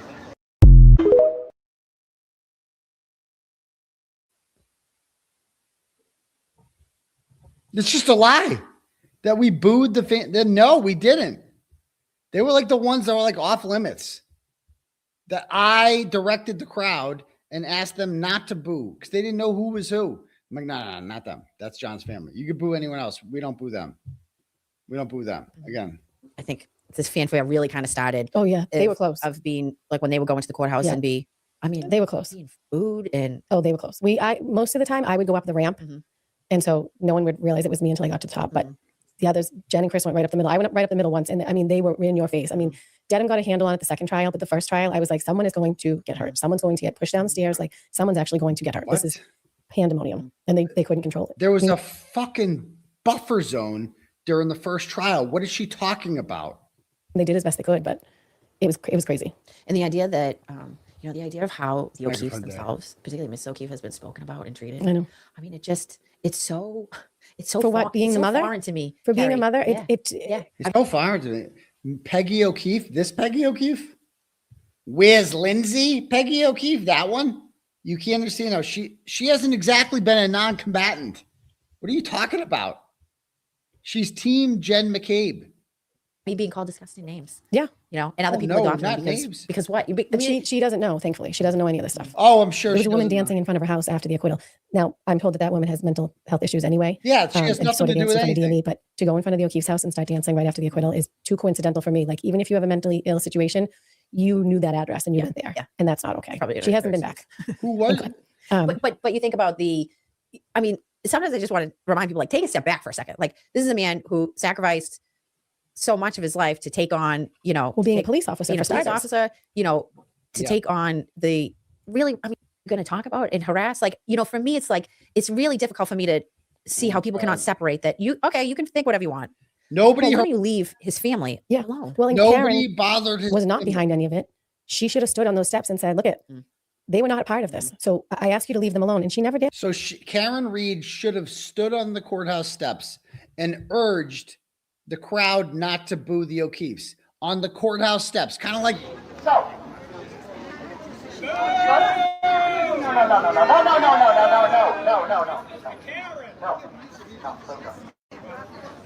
John's parents. We're not doing it. We're not going to move them because they'll come around to it. They've been lied to. They've been manipulated. In some ways, they're victims. They could stop this. They could speak out. They're choosing not to. We'll get whatever. We'll give them space. They're not the bad guys here. The bad guys here are the people who killed John O'Keefe and covered up his murder and framed Karen Reed. Those are the bad guys. She actually says that Karen Reed could have stood on the courthouse stairs and said that. Why the fuck would she do that? She's fighting for her life. She's being framed for murder. The O'Keefes are cheering this on, supporting the people who are framing her. And Karen Reed is supposed to go on the courthouse stairs and be like, hey, everyone be nice to Peg. Everyone be nice to Peg Leg. Be nice to her. Why the fuck would she do that? First of all, no one was booing Peg. Secondly, Peg is a willing combatant in this all, who starts shit, who is an instigator, who is like the least, who made faces at David Yannetti and was just an all-around cunt the whole time. And we're supposed to be like, and Karen Reed, who's being framed for murder, is supposed to take time out of her fucking day to go on top of the courthouse stairs and do what I just did there. Right. No. Even the kids even have stuff said about them. No. And she's never once said. No one said anything about the kids, you lying sack of shit. And I would have even had a little respect for her at that point had she actually said, like, yes, I'm going to keep going with my stupid conspiracy. Believe the family alone. She would have looked like a human. You're exactly right. And I think you know, so she's not a human. What happened, it seems to me, is like there was just this hard line drawn in the sand, and there was no kind of middle ground. And for me, yeah, it's murder. You know, no matter what, even if I thought, hey, even if I, you know, was accused of this and didn't do this, and my husband's parents think I did, I mean, I would just never allow people to talk about someone I love's family like that. No. I just wouldn't allow it. I just wouldn't allow it. So I think that's someone I love's family. You wouldn't allow it. It's just unbelievable. You've never been framed for murder. You absolutely would. You absolutely would allow it. Okay. And they're not even going through much. Peg is looking and starting shit. People are responding. That was in July of 2023 when I was on the courthouse stairs, urging people, don't fuck with them. They're off limits. And we never booed them. We never booed Peg. She deserved it, but we never did. Bad look. Oh, wait, just happened. Oops. Sorry. Oh, kind of middle ground. And for me, you know, no matter how. So I think that's, you know, when we look at where all this sort of, where it came from, do you place responsibility on any one person or? Oh, yeah. Karen herself. Oh, man, I thought it was going to be me. And why do you lay blame on her?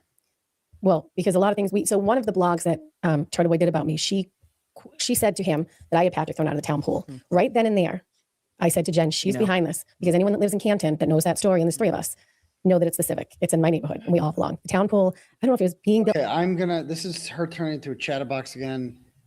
She told the same story on the Foreskin channel about the town pool, and Patrick had a pass and he wasn't a town resident. It just, okay, this is just her being a cunt. I'm just going to skip some of this shit. My kids had never been pay. I'd sign him in under me because he had been back and pretend that you didn't just do that. Yeah. Well, with you? Yeah. So he must have told her that story, ended up taking Patrick. So I knew then and there that she's got something behind this. And that's when I was like, this is insane. But I will say this. There was someone who was harassing us before Turtleboy. And not a lot of people know. 𝗆𝗄𝗃. Everyone always forgets about it. 𝗆𝗄𝗃. This guy, 𝗃𝗃 was his name on YouTube. That's her, yeah. He would come with, no lie, a twig, and his cell phone, and he would wrap elastics around it so it was a selfie stick. He would stand in front of 34 Fairview. He'd get like a cab or an Uber, no shoes.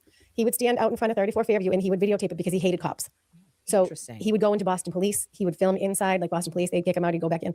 He was outside of McCarthy's videotaping in through the window so people would leave because he was like videotaping, but and he outside in Champ. So that's really where it started. Now, I don't know that anybody. I've never heard that. And if you look for him on YouTube, I can't find him. I'm sure that was there any kind of like, did you ever figure out like what he ended up moving? No, just because it was a cop.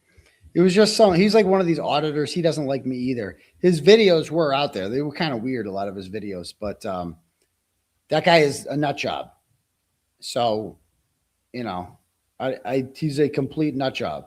And he did not like me when I got involved in this. He was kind of mad because I usually was like against people like him.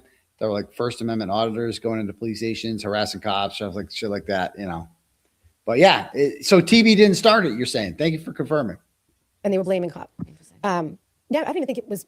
I think it was before Turtleboy, so it wasn't blaming a cop. I think it was because it was a cop, and she was saying she's innocent. But he was first, and he was coming around Canton, and we got wicked nervous because we're like, oh my god, he's at McCartfoot. Yep. So he was the original. He was the origin.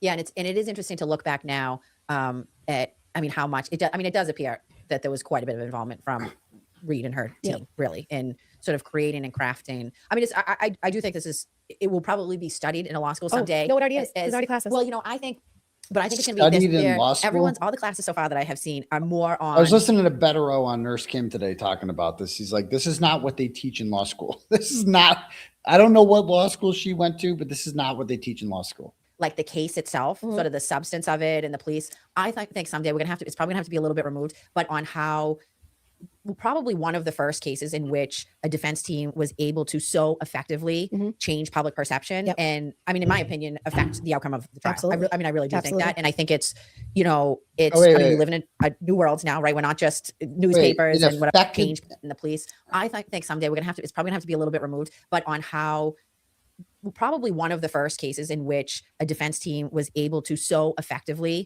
change public perception and, I mean, in my opinion, affect the outcome of the trial. Affect the outcome of the trial.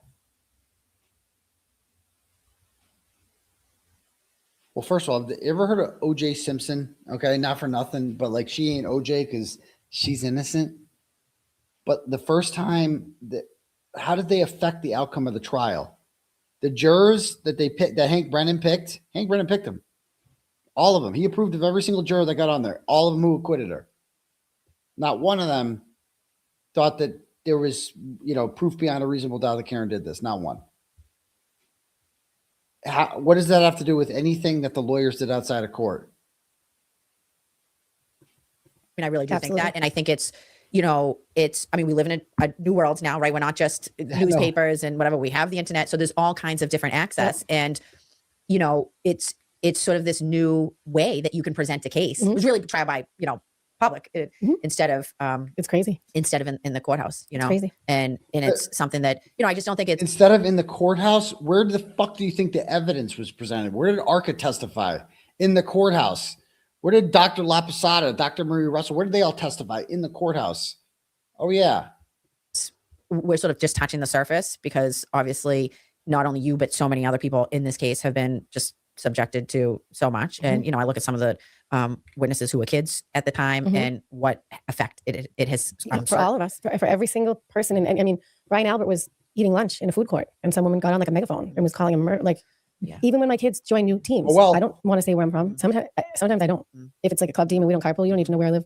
And I met because when you bring up Canton, everybody just reflexively kind of says like. But there are some people who will go, "Oh, Canton, I didn't pay any attention." Yeah, and right. But there was one guy. I was at a fundraiser at Topgolf, and he introduced himself, and I said, "Kerry Roberts." He said, "This is my son Ryan," and they were doing. They were shooting the balls, whatever. And I said, when Topgolf first opened, I said, we live in Canton, but the kids would come down and they didn't care about hitting the target. They just wanted to hit the guy that was collecting the balls. They had a blast. He said, "Oh, you live in Canton." He said, "Do we want to talk about Karen Reed?" And I said, "Not with me." And he was like, "I want to know what you think." And I said, "Did you watch the trial?" He said, "I watched both of them." I said, "You did?" He said, "I did." I said, "I don't think you did." "I don't think you did." And he was like, "No, I watched both of them." And I said, "No, you didn't." "I'm Kerry Roberts." And he was like, "Yeah." Oh, I was like, "Yeah, you didn't really pay attention." Or you, like the others, wanted to pretend I wasn't, wasn't there, which was fine. And I gave him, I said, "Well, now you know what I think. So I don't think I need to say it again." He was like, "Well, anyway, he's like, oh, this place is great." Do you find that there are some people who, like, once they realize it, they're just like, they back away? Or does anybody really push you on it? No, some people will say, no matter what side they're on, most times people will say, like, "I just felt so bad for you. I just feel so bad for you. You lost your friend." And that sort of sugarcoats, like, I'm not going to give you my opinion. Either way. Yeah. But to be fair, it's. And I'll take that. I'll take that. Right. I mean, that's all. It's not that, I think it's not that anybody, I would imagine, obviously you guys all have a position on, whether she was guilty or not and what happened. But I wouldn't imagine that you're looking for everybody to agree with, with what you think or this and that. But it's just like, act like a normal person. Right. Be a human being. And most people do. I mean, I don't go near the, I don't go near. Do you find that you've changed perfect, like your behavior, where you go, what you do, how you act because of it? Well, because there's more of, like, even my kids, I'm like, if you're doing anything you're not supposed to be doing, it cannot be on social media. Like, this will be everywhere. You know what I mean? Like, you can't do stupid stuff. She You loves can't. attention. Even when I ride, I commute into my work, and I don't know what I'm gonna do for the summer, because during both trials I wasn't going in. I was just working from home. But I put my hood on, I sit in the corner, and I sort of don't look at anybody, because there's a lot of people on that train. And it takes one person to notice me and say something. But I would like to think that the people going in for a job are not those people. I could be wrong. Yeah, I don't know. Maybe not the ones that can show up at 10 o'clock on. If you have time to go to the courthouse, go to court. for people that you don't even know. You're an asshole. Yeah. But, it's sad what's happened to all of us. It's not fair. It's not stopping. You're But a victim. we're used I'm to a it, victim. unfortunately. I just, Jen's taking it the worst. And it's funny, Jen's taking it the worst, and they're not even saying she's the one who actually did the crime. Yeah. She's the orchestrator of all. And it's like, I am. What are you talking? Oh yeah, poor Jen McCain is barely getting it. What are you talking about? Funny about, I've thought a lot about that, about why she's sort of the target of most of it. And I'm like, I don't even think in the theory she's accused of actually doing something. So like, why would she be the target? And why would the person who Googled how long to die in cold at 2:27 a.m. and then deleted all their Google searches and deleted all their phone calls and called her sister Nicole at 5:07 when she answered the phone, and then called her sister Nicole at 6:07 and then whispered into there not to come outside the house, and then didn't go inside the house for 30 minutes. Well, the house is all black and there was a dead body on the front lawn. And the person that called John O'Keefe a man in the snow. Yeah. Why would anybody think that person? Why would anybody have a problem with her? Yeah. I can't figure that one out. That's odd. Part of me thinks it's because she's a woman, Oh, it's because she's a woman. For whatever reason, I think sometimes women are easier to target, or, you can attack. Oh, you mean like Karen Reed? So women are easier to target, like Karen Reed, like how a bunch of male chauvinistic pigs like Michael Proctor, who call her you know, a no-ass bitch, as David DeChico so glowingly called her, and called her a cunt and all this stuff and blah, blah, blah. Now, I called her a cunt once too, but that was more like a term of endearment, right? When I said it, to be fair, I go, I support a cunt, not a murderer. I said, I don't support a murderer. I support a cunt. So when I said it, it was actually a term of endearment. Okay. And like, yeah, she's my cunt. You know what I mean? It's just like, so like, she's our cunt. Like, what's wrong with that? And now I don't want to start it in there, but it was like, it's important to point out. It's just like, yeah, she might be a bitch, but she's our bitch and she's innocent. You know what I mean? It's like, she didn't kill no one. That's it. To me, it's a term of endearment when I said it. When Michael Proctor said it, he said it mean. He said it mean, like, oh, fucking cunt, no ass bitch. They were really mad about the fact that she had no ass and the fact that she was defending herself. Big difference. Your physical appearance. And that's what you see a lot of in stuff like this. It's like the same thing, you know, when I cover the case. I mean, listen, when this comes out, they're probably going to talk about a bunch of shit about me, who I am, the way I look, how I talk, where I grew up, they're going to talk about you. You know, nobody ever argues the substance. Yeah, and I'm being sarcastic. Exactly. I was being like, oh, yeah. Like somebody's like, oh, Aidan, you support a murderer. I go, I support a cunt, not a murderer. Okay? It's a joke. Okay? It's a joke, people, not a dick. You don't need to choke on it. Just fucking listen to it.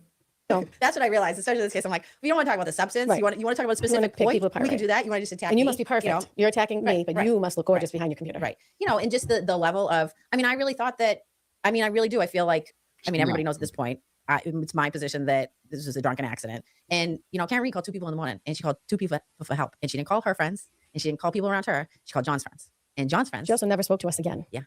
Well, you know, I think she did it because you're a retard. And she called John's friends. Who else is she going to call? Who else is she going to call? Bill and Ingrid in Florida? Who's she going to call? John Silvera? What's he going to do? He doesn't live in Canton. She calls his friends who live in Canton, obviously. If it was an accident, if it was an accident and she had said, oh my God, I did this. I mean, we'd probably be very close friends. And I would say, this was an accident. Accidents happen. You didn't mean to do it. It's awful, but accidents happen. And she would still be in the lives of the kids and the O'Keefes. Accidents are accidents. They happen, you know? Yeah, I mean, it doesn't mean. That's untrue completely. You know how I know that? Because I have all her text messages. They're all in Discovery. They haven't come out yet. This is a blatant lie that if Karen Reed had just admitted it, that they would have been friends. I know that's a fact because I've seen the things that she texted Jen McCabe in the couple days after John O'Keefe died. They weren't pleasant. She wasn't in a forgiving mood. She wasn't going to hug her. They were out for vengeance immediately. Immediately. She testified at the grand jury they wanted her charge. You should see the messages she sends her victim witness advocate during the grand jury. It is so fucked up and inappropriate, and it's all going to come out. Again, you know, my ex-girlfriend has these all. She said she was going to take him on in Pound Town. Luckily, she didn't get to the Kerry Jen messages, except for the Sandra Bullock one, right? But there's more that you guys don't know about that we can't get into at the moment. But there's a lot more of the shit. Where do you see the shit she was saying, the inappropriate shit she was saying during that time? You know, you're a horrible person. Right. What makes you a terrible person is when you then turn around for, in my opinion, she's responsible and you blame innocent other people. And what do you think John would think about all that? Oh God, here we go. John would think about. I think he's absolutely disgusted. Absolutely disgusted. Yeah, you know what John would be thinking? You dumb shit motherfuckers you're becoming friends with the people who killed me? That's what John would think. His mother to go after me and Jen. I told his mother, I said, if you get there before me, you tell him to run, duck, or hide, because I'm coming after him. I could have introduced him to any one of my friends. He would never let me introduce him to people. He always had his little swipe right, swipe left. Well, I had his phone one day and I was swiping all over and he's like, what did you do? I'm like, I don't know, one was pretty. But he was like, great, you swiped the wrong way. I'm like, whatever. But, you know, I really liked her. And I'm really disappointed that I thought she was a great person. And I know she was trying to save herself. I understand that, but you've been acquitted at this point. Leave us alone. Yeah. Like, leave us alone. Yeah, it can end. What is she doing it can end? You're suing her. What are you talking about? You just launched a fucking lawsuit against her and me the other day. You're fucking suing her and you're telling her to leave you alone? I can't. Why don't you leave her alone? Why don't you just drop this shit? What are you doing? I can't. I can't. She's too retarded. This is dumb and dumber. It could end pretty easily now. Let it go. We don't need to still be on there. We don't need to still be on Twitter. No. At the very least, you could have asked for the family to be left alone, and all of your little followers would have loved it. No. If Karen was like, leave Peggy O'Keefe alone, people would be like, yeah, whatever. I'm going to say whatever the fuck I want. Because Karen doesn't run a cult. And by the way, has anyone heard from Karen Reed? Like, what is she talking about? That Karen has disappeared. I don't know if she noticed this. Karen has not been heard from since she went on DJ Calling All Beings fundraiser and with all these weirdos. And after that, they had a couple fundraisers for her that she was not showing up for because that shit was weird. Okay. And, her father pretended to have internet connections to get away from James Jackson. Free James Jackson, by the way. Free James Jackson forever. But, what the fuck? I can't believe she said that. Like, no one's heard from Karen Reed. I have not. Karen Reed during the first trial when she was like on trial for murder, she wouldn't shut up. All I heard was from Karen Reed all the time. I heard her all documentaries and interviews in 2020, this and that. Now she's been acquitted. I saw her on the Rotten Mango. That's about it. I haven't heard from her since. I saw her in JFK's chat. She was very mad at me. But other than that, has anyone heard from Karen Reed? What is she talking about? That Karen Reed needs to leave people alone. They launched a YouTube channel that never launched. What are you talking about?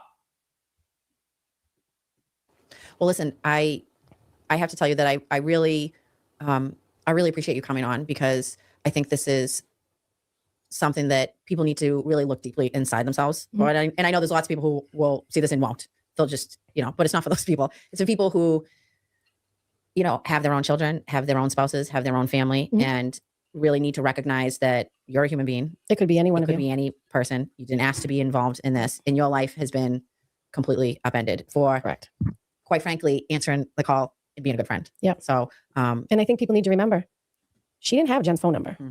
So if Jen or... By the way, like,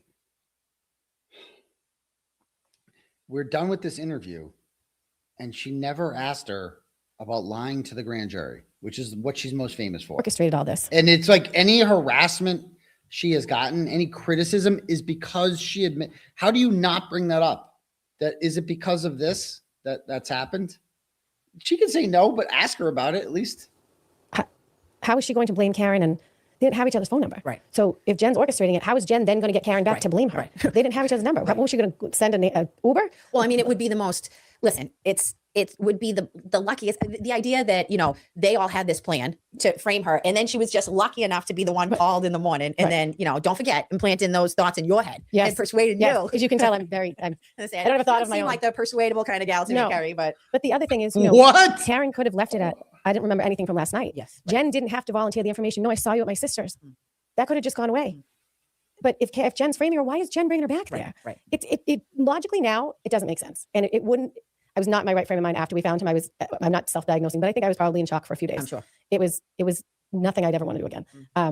Even CPR, I don't even think I'll ever try that again, which is terrible because I'm always the person that jumps in and tries to help. Yeah. Oh, my son and I were you're a leaving great person, Kerry. hockey game in Connecticut.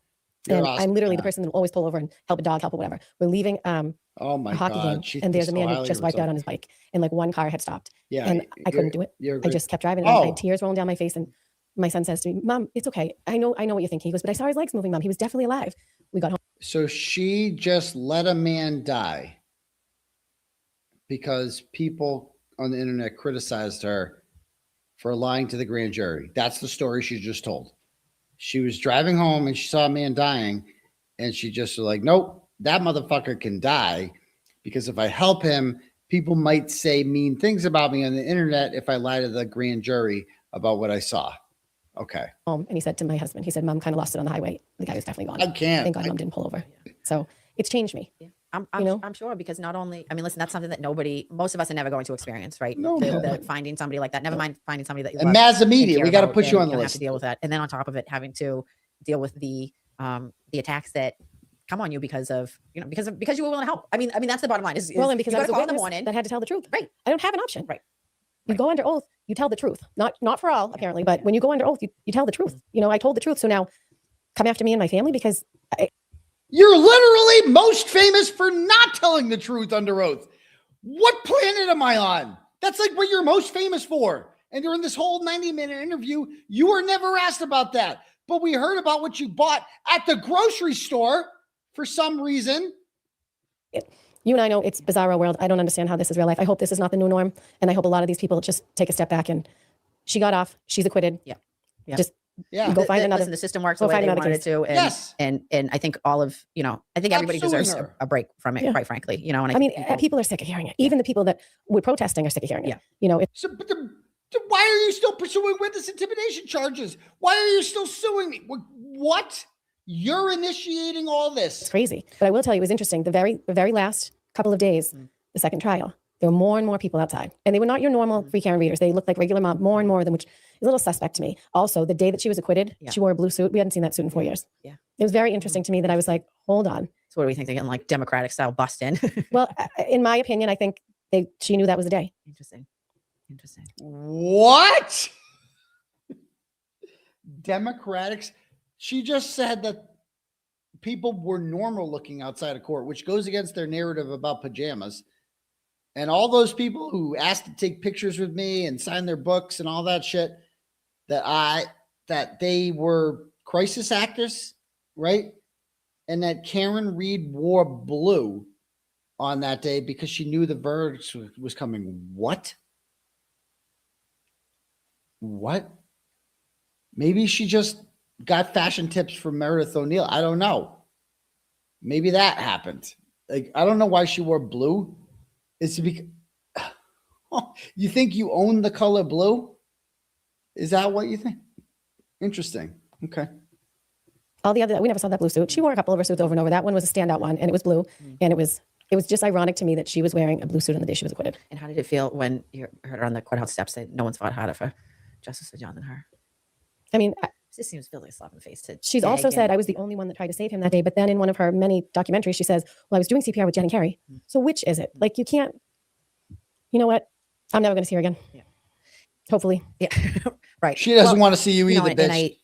And it's something that, sometimes these things happen in our lives and we can't, once they happen, they happen, right? You can't go back. You can't change what happened to John that day. She's wearing pink and criticizing Karen Reed for wearing blue. You can't make this up.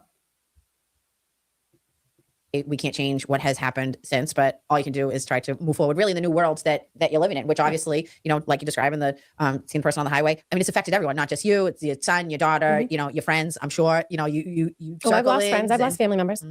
I've lost friends who just don't want to be around the circus. Or they don't like you. And isn't that so? How does that make you feel? Like that?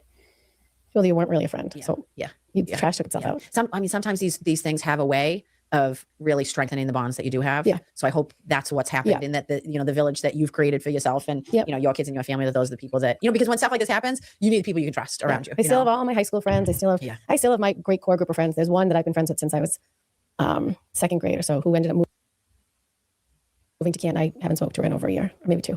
But I think she had her own sort of things going on in her life. I think it just was too much for her, and that's okay. And did you feel like you lost anyone because they were like on the other side of it? Oh, I've lost a close family member who was donating. Yes, I'm not going to say who it was, but yeah, she was donating. And like saying who she was, and it was like, what are you doing? I think I remember that. Yeah, a close family member. I mean, what does that tell you? That your own family members are donating money to Karen Reed? What does that tell you? I mean, this has to be pretty painful. Well, Kurt and I flew under the radar for a lot of it, right? And then you have like people in our family coming out and saying our name, and it's like, what are you doing? You want to donate? Do it anonymously. Keep it to yourself. Yeah. It is shocking. I will tell you one thing. I mean, I always, I'm sort of on all the platforms. I'm not on Twitter anymore, although I am. I post, but I just don't really look at it kind of every once in a while. But between Twitter and Facebook, I am shocked. At least on Twitter, you just posted about me today. People generally don't have their real names. On Facebook, I am shocked. I'm like, who are these people putting their real names to these statements? It's wild what people will. I'm like, you want to do that publicly? I mean, fascinating that. And I mean, that just to me goes to like, okay, well, we're not talking about, people with full deck here. If you posted that online, next to your Just a name and couple your fries picture. from that Happy Meal. Yeah, yeah. No. Well, listen, I really, really appreciate you coming on because I just think this is such a loss of what really appears by all accounts to be a wonderful human being in John. And I think the loss is felt. Yeah. I'm sure, you know, as we wrap up, if there's anything that you would like people. Family, he would be so upset to see. He loved his friends. He loved his family. He had his traditions. He went to opening day every year. So now his best friend takes Patrick every year to opening day. He was just a good family man. He's like, I didn't like the way it looks, so I bought a new one. I'm like, okay, do you know what you're doing? He didn't. Good guy. And a great loss. He would have been a friend. Everyone would have wanted to be his friend. Well, I hope that what people can get out of this is to remember that who he was as a person, and that friends like you. So I think that's a reflection of who he was that morning, but what you've had to endure. And, you know, hopefully this conversation could be a little step forward. We've all got stories, but .org. They've gotten a lot of support. It's awesome, but they need money to help. Just like Karen needed money for her defense. They need money for their defense. That's right, because they're being sued now. They're being sued. Right. I don't even know how that works when you don't have any evidence. Well, it's in federal court. It's gonna be interesting. I'm following that as well. I mean, federal court's a different kind of beast. Federal court, there's no circus. There's no circus. So it'll be interesting to see what comes from that. But as you point out, this is sort of a never-ending process that, you know, somebody could stop, but I can't. So, Somebody could thank stop. you, Kerry. Yeah, okay. Oh yeah. If she just stopped defending herself. Right. I mean, look. Let's see. Let's check out the comments on this. How'd this go over? Let's see what we have here. Never forget that John wasn't even laid to rest, and Kerry and Jen were already planning on who's going to play them in a movie. Exactly. It's so true. Don't forget, this lady lied on the stand and had to admit it. She lied under oath. She's an idiot. These are the most upvoted comments on her own channel, like on her own stream. All of the commenters are like, I guess they're all just pajama clad in the mob people, right? Kerry Roberts decided whose side she was on, and it wasn't her friend Karen Reed. She sided with the town bullies. I have no sympathies for this woman. Exactly. 2 juries did not think that all the evidence pointed to Karen Reed. Also, John wasn't hit by a car. Kerry talking about arresting jurors for lying is rich. I know. Crying they are victims who didn't want the attention while going on tour with Dimitri Meade. I know they went. Remember they all did an interview with like Gutman about that whole thing. Okay. She willingly and knowingly lied to the grand jury. So Kerry's problem is she's just not that bright, easy to manipulate. It's so obvious how much smarter Catherine is, and it's just wild that she thinks Karen's guilty. Catherine ain't that smart either.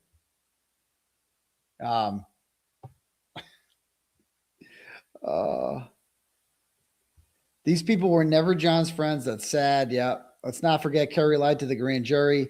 The McAlberts played her like a fiddle. Exactly. They loved him so much, yet before the poor man was buried, they were already dreaming of who's going to play him in a movie. And then she lies to a grand jury. I did learn from this interview that Kerry vacations with Sergeant Lanks and Kevin Albert's family. I know.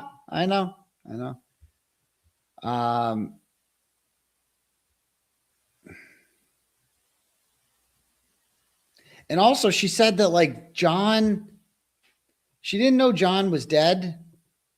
She didn't think John was dead or something like that. I forget. There was some contradiction she made. I forget. Some contradiction. I forget. There's a whole bunch of them in here. I noticed that somebody made. I'm like, that was a good point.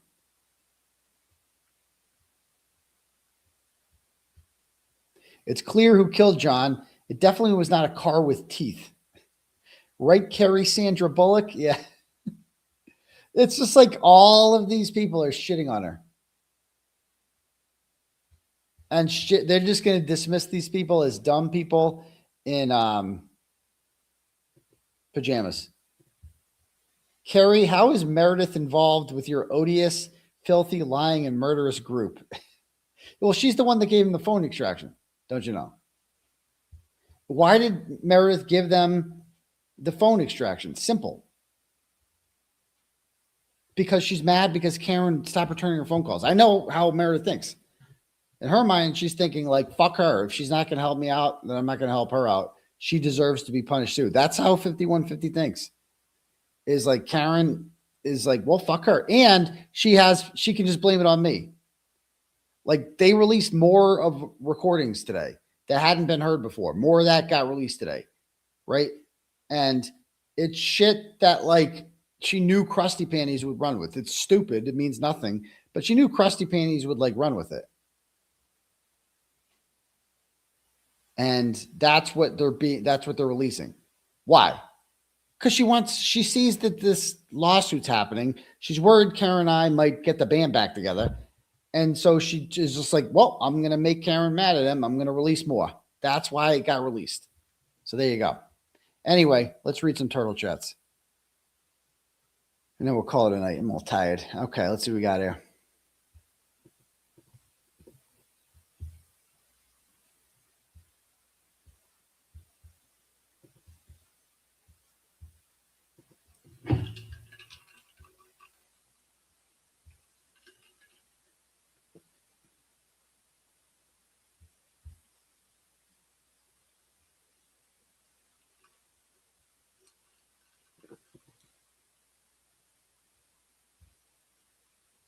All right. Crazy Brazilian sends $10, goes, Turtleboy, the Rat House media needs to be on your fundraiser. Then after that, I will shave my Brazilian legs. Just saying. Absolutely. I'd love to have Danny, Mary B, any of them on. They've been so kind to have me on theirs many times before. So absolutely, I'll do that. Next. Get out of there. All right. Next up, Law Girls Not Attorney sends $5, goes, I love attorney Melanie Little. Helped a fellow content creator with a technical problem to make the viewing experience better for all of us. Thanks, Melanie. Awesome. E sends $10, goes, Sandwich resident. I'll let you know about the billboards, but during both the Karen's trials, there were people at the Bourne Rotary across from the state police barracks protesting for her. We will make sure they are there again for free Turtleboy. Absolutely. Again, that trial isn't going to happen for years. So it doesn't even matter. So thank you. Tycal sends $5, goes, are they killing the witness intimidation case by filing the civil case? Now the victims have a financial conflict of interest. Someone's been listening to some 𝗵𝗏𝗧𝗧. Someone's been listening to some 𝗵𝗏𝗧𝗧. That's the first thing that man thought of. And it's so true. Immediately, it's just like, now Jen McCabe has a financial incentive to lie in my witness intimidation trial because it's going to help her in her civil case. That's why. There you go. So thank you for that. Good point. Amy sends $10, goes, Morrissey asked us to use the federal fortress slush fund to pay for Brennan. Perhaps they could use that to pay for the McAlbert's lawyers. That's true. That's true. Bradford Emerson sends $10, goes, I think you have some turtle chats left over from your last stream, donated toward the end of last stream. So others may have too. Just a heads up. We got your back, Unc. Thanks, Bradford. Twister sends $5, goes, keep up the great work, Turtleboy. I would fund a billboard that read Courtney Proctor played the tuba. But who would get that? I guess Turtle Riders forget it. But next, Kathleen sends $10, goes, if you can do your YouTube presentation on Sunday night, why not do a poll? I bet people would like it. Invite Emily Baker. I don't think Emily Baker is going to come on, but maybe. Trying to get a lifetime ban sends $100. Woo, thank you. Goes, poor 5150. I miss Christy. Lindsay was right. Okay.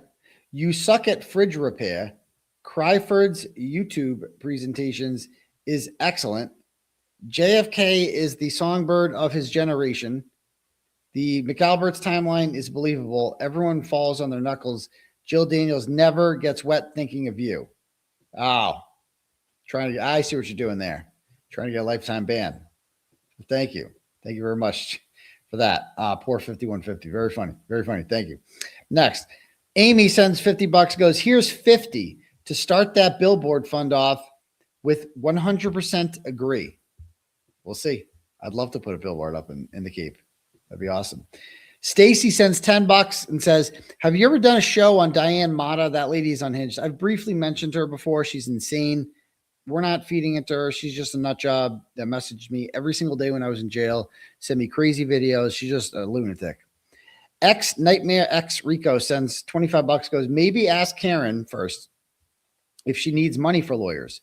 Hers might be working on contingency as well. Well, they're not working on contingency if she's getting sued, because that's not how it works. Maybe a general fund for experts. Surely you guys will be using the same experts in your fight. and then a separate, we'll see. Thank you. It's going to be, we'll deal with the logistics. I appreciate the thought though. Suzette sends $5, goes, would you ask Long Island Audit for the show? Sean Reyes gets things done with his billboard. I'll try. Thanks. Kathleen sends $5, goes, dear daddy, I just Googled it and Wayfair does have a wish list that you can build and share. It's called My List. I love Wayfair as well. I hope this helps. Thank you, Kathleen. I did not know that. Well, maybe I'll have to look into that. Thank you. Although the house is getting kind of filled with stuff, so we'll see. SoCal Turtlehead sends $10, goes, FYI, you can add Wayfair gift cards to your Amazon wish list. Oh, I like that. I like that. Thank you. Higgy's Deep Belly Button Burke sends $5, goes, hey, Ernie Hillman, you spoke of being huge Karen Reed supporters and Turtle followers. You followed the cases publicly. Imagine the events and donos they could raise. Time to rise. Okay. Next. For the kids, P.I. Eric sends $5, goes, trial coming up May 11th on the guy I caught in Rutland in 2024. If you want to report on it. Oh, shout out to the online predator intervention for being an absolute godsend decoy. I forgot it. Let me bring up TV Daily News, Predator, Rutland. The Rutland's honey farm manager. That's right. Who lured the guy. He's going to trial. All right, I'll go read that one again. Thanks for the reminder on that one. Interesting. All right, next.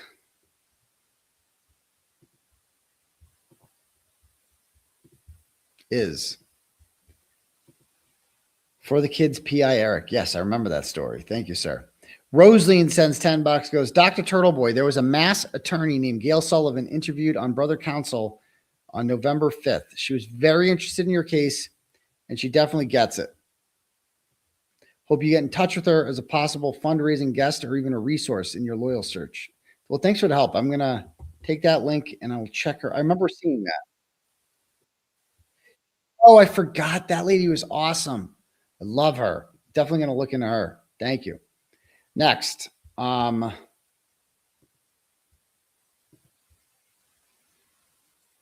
Catherine sends $25, goes, have a great evening. Thank you, Catherine. The Winnipeg girl sends $10, goes, Jathan called me a moron yesterday. Wear it as a badge of, badge of honor. Sandra sends $50 and goes, when life gives you lemon, you make lemonade. Lemon meringue pie, lemon scones. What about lemon pound cake? Yeah. Your tenacity is amazeballs sauce. Well, thank you so much, Sandra. I appreciate that. Aaron sends $10, goes, hey, Catherine Loftus, we know you're watching. Turtle audience member here. In your own words, with all due respect, I don't mean to insult, but at least the donations we make aren't with money we got from daddy's pocket. I hope your sister Molly doesn't judge the victims she advocates for in Norfolk. Oh, County, the way you've judged the Turtleboy audience members. I did not know that. We all support Aidan because we know the law and support the First Amendment. Have the night you deserve, girlfriend. Interesting. Thank you, Aaron. $25 from Detroit Turtle Rider says Jersey Shore Scissorhands and Karen Reed sure know how to partake in hood booger radio and X shit talk. Yet everyone is mum when skin crawler Nan shits on and defames Kelly Reed. I saw that. Disgusting. These exact flaws are the reasons I no longer support Karen Reed. Free daddy, always have your back. You know, again, I'll say it before. I think it would be good for Karen Reed and me to reunite for both of us. I think it would be a huge morale booster, but we'll see. We'll see. I don't want to put any pressure on her, if she's uncomfortable with that. I get it. I just want Karen Reed to be comfortable. So, because we're in this together, whether or not she likes it or not, whether or not I like it or not, we're in this shit together. Period. We're on the same team. Period. We got history. Jody sends $100, goes, Turtleboy, keep your head held high. We all know the truth based on the facts and evidence. Eyes on the prize, baby. Free Turtleboy. Thanks, Jody. That's very generous of you. Appreciate that. Patty sends $10, goes, Kerry Roberts, a.k.a. Timu Sandra Bullock, is truly pitiful. What was the outcome of her husband's domestic arrest? Is there a mugshot? I didn't get the mugshot. Maybe someone else can get it. I assume it just got quaffed or something, but who knows? Tripoli Bob sends $50, goes, as he has seen the light, what about having Grant Smith Ellis on your fundraiser? We'll see. We'll see about that. We'll see. He has been. He's been much better. I'll give him credit where credit's due. It's been much better. So thank you. All right. Let me check the cash apps if we have any.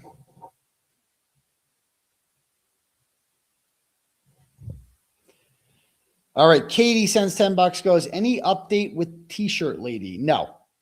We had court the other day. Nothing really happened. We're just waiting to see. Hopefully that just goes away. It just needs to go away. Naomi sends $5, goes, thanks for all you do and all you endure. Thank you. You're very welcome, Naomi.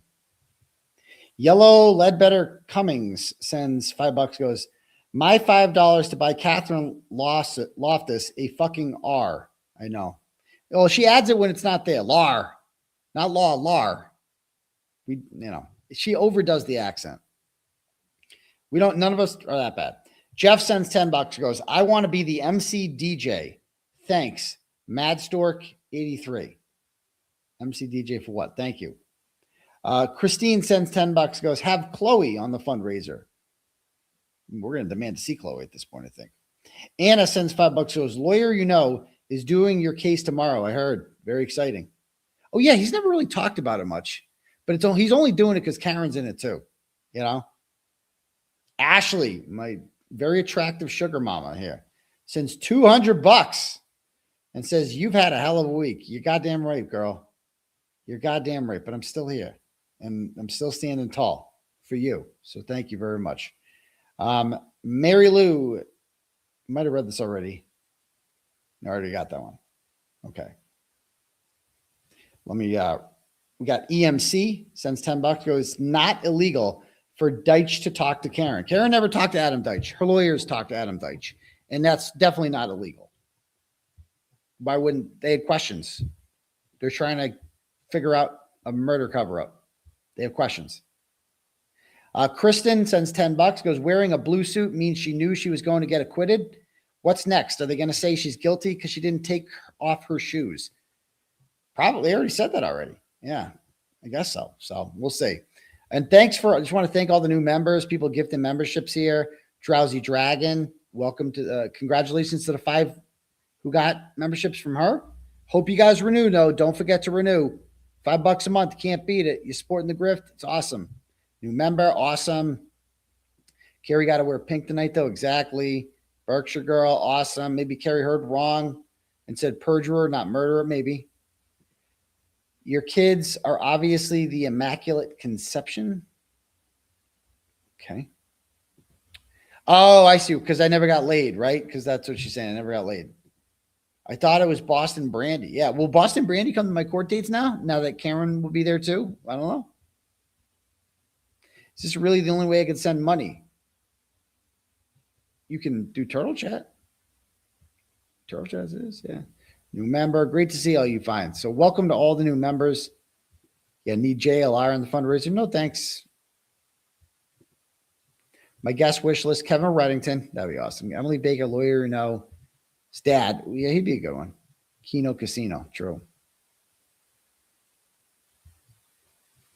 All right. So anyway, just want to say thank you guys to everybody who showed up. And Asser and Fish, just like that. Just like that. He's tossing around memberships. Thanks, my dude. How about them Celtics? They looked fantastic. I can't believe the Bruins, they blew it. But, yeah. All right, ladies and gentlemen, I am going to go hit the hay. Hit the head's going to the bathroom, I believe. So we will see you guys all tomorrow, right? I guess we got to do some sort of bus stop live tomorrow, even though there's no school. But, yeah, who do I got coming tomorrow? I got the Wayfair people are coming tomorrow. Oh, the Blinds people are coming tomorrow too. Anyway, I'm exhausted. I'm going to bed. See you guys tomorrow. And don't forget to brush your teeth. Outie.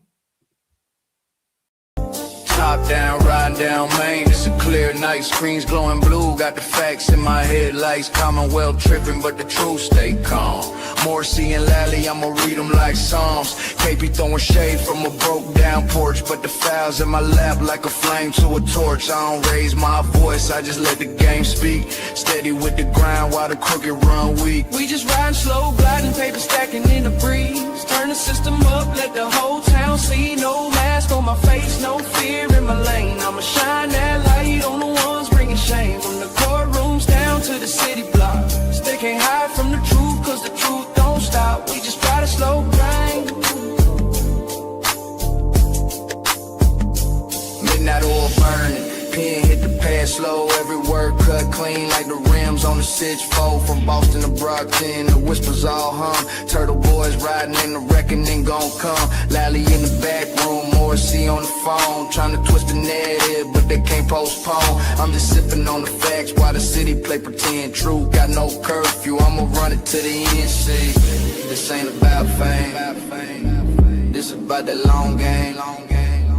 You can duck, you can weave, but the truth still call your name. We just riding slow, gliding, paper stacking in the breeze. Turn the system up, let the whole town see. No mask on my face, no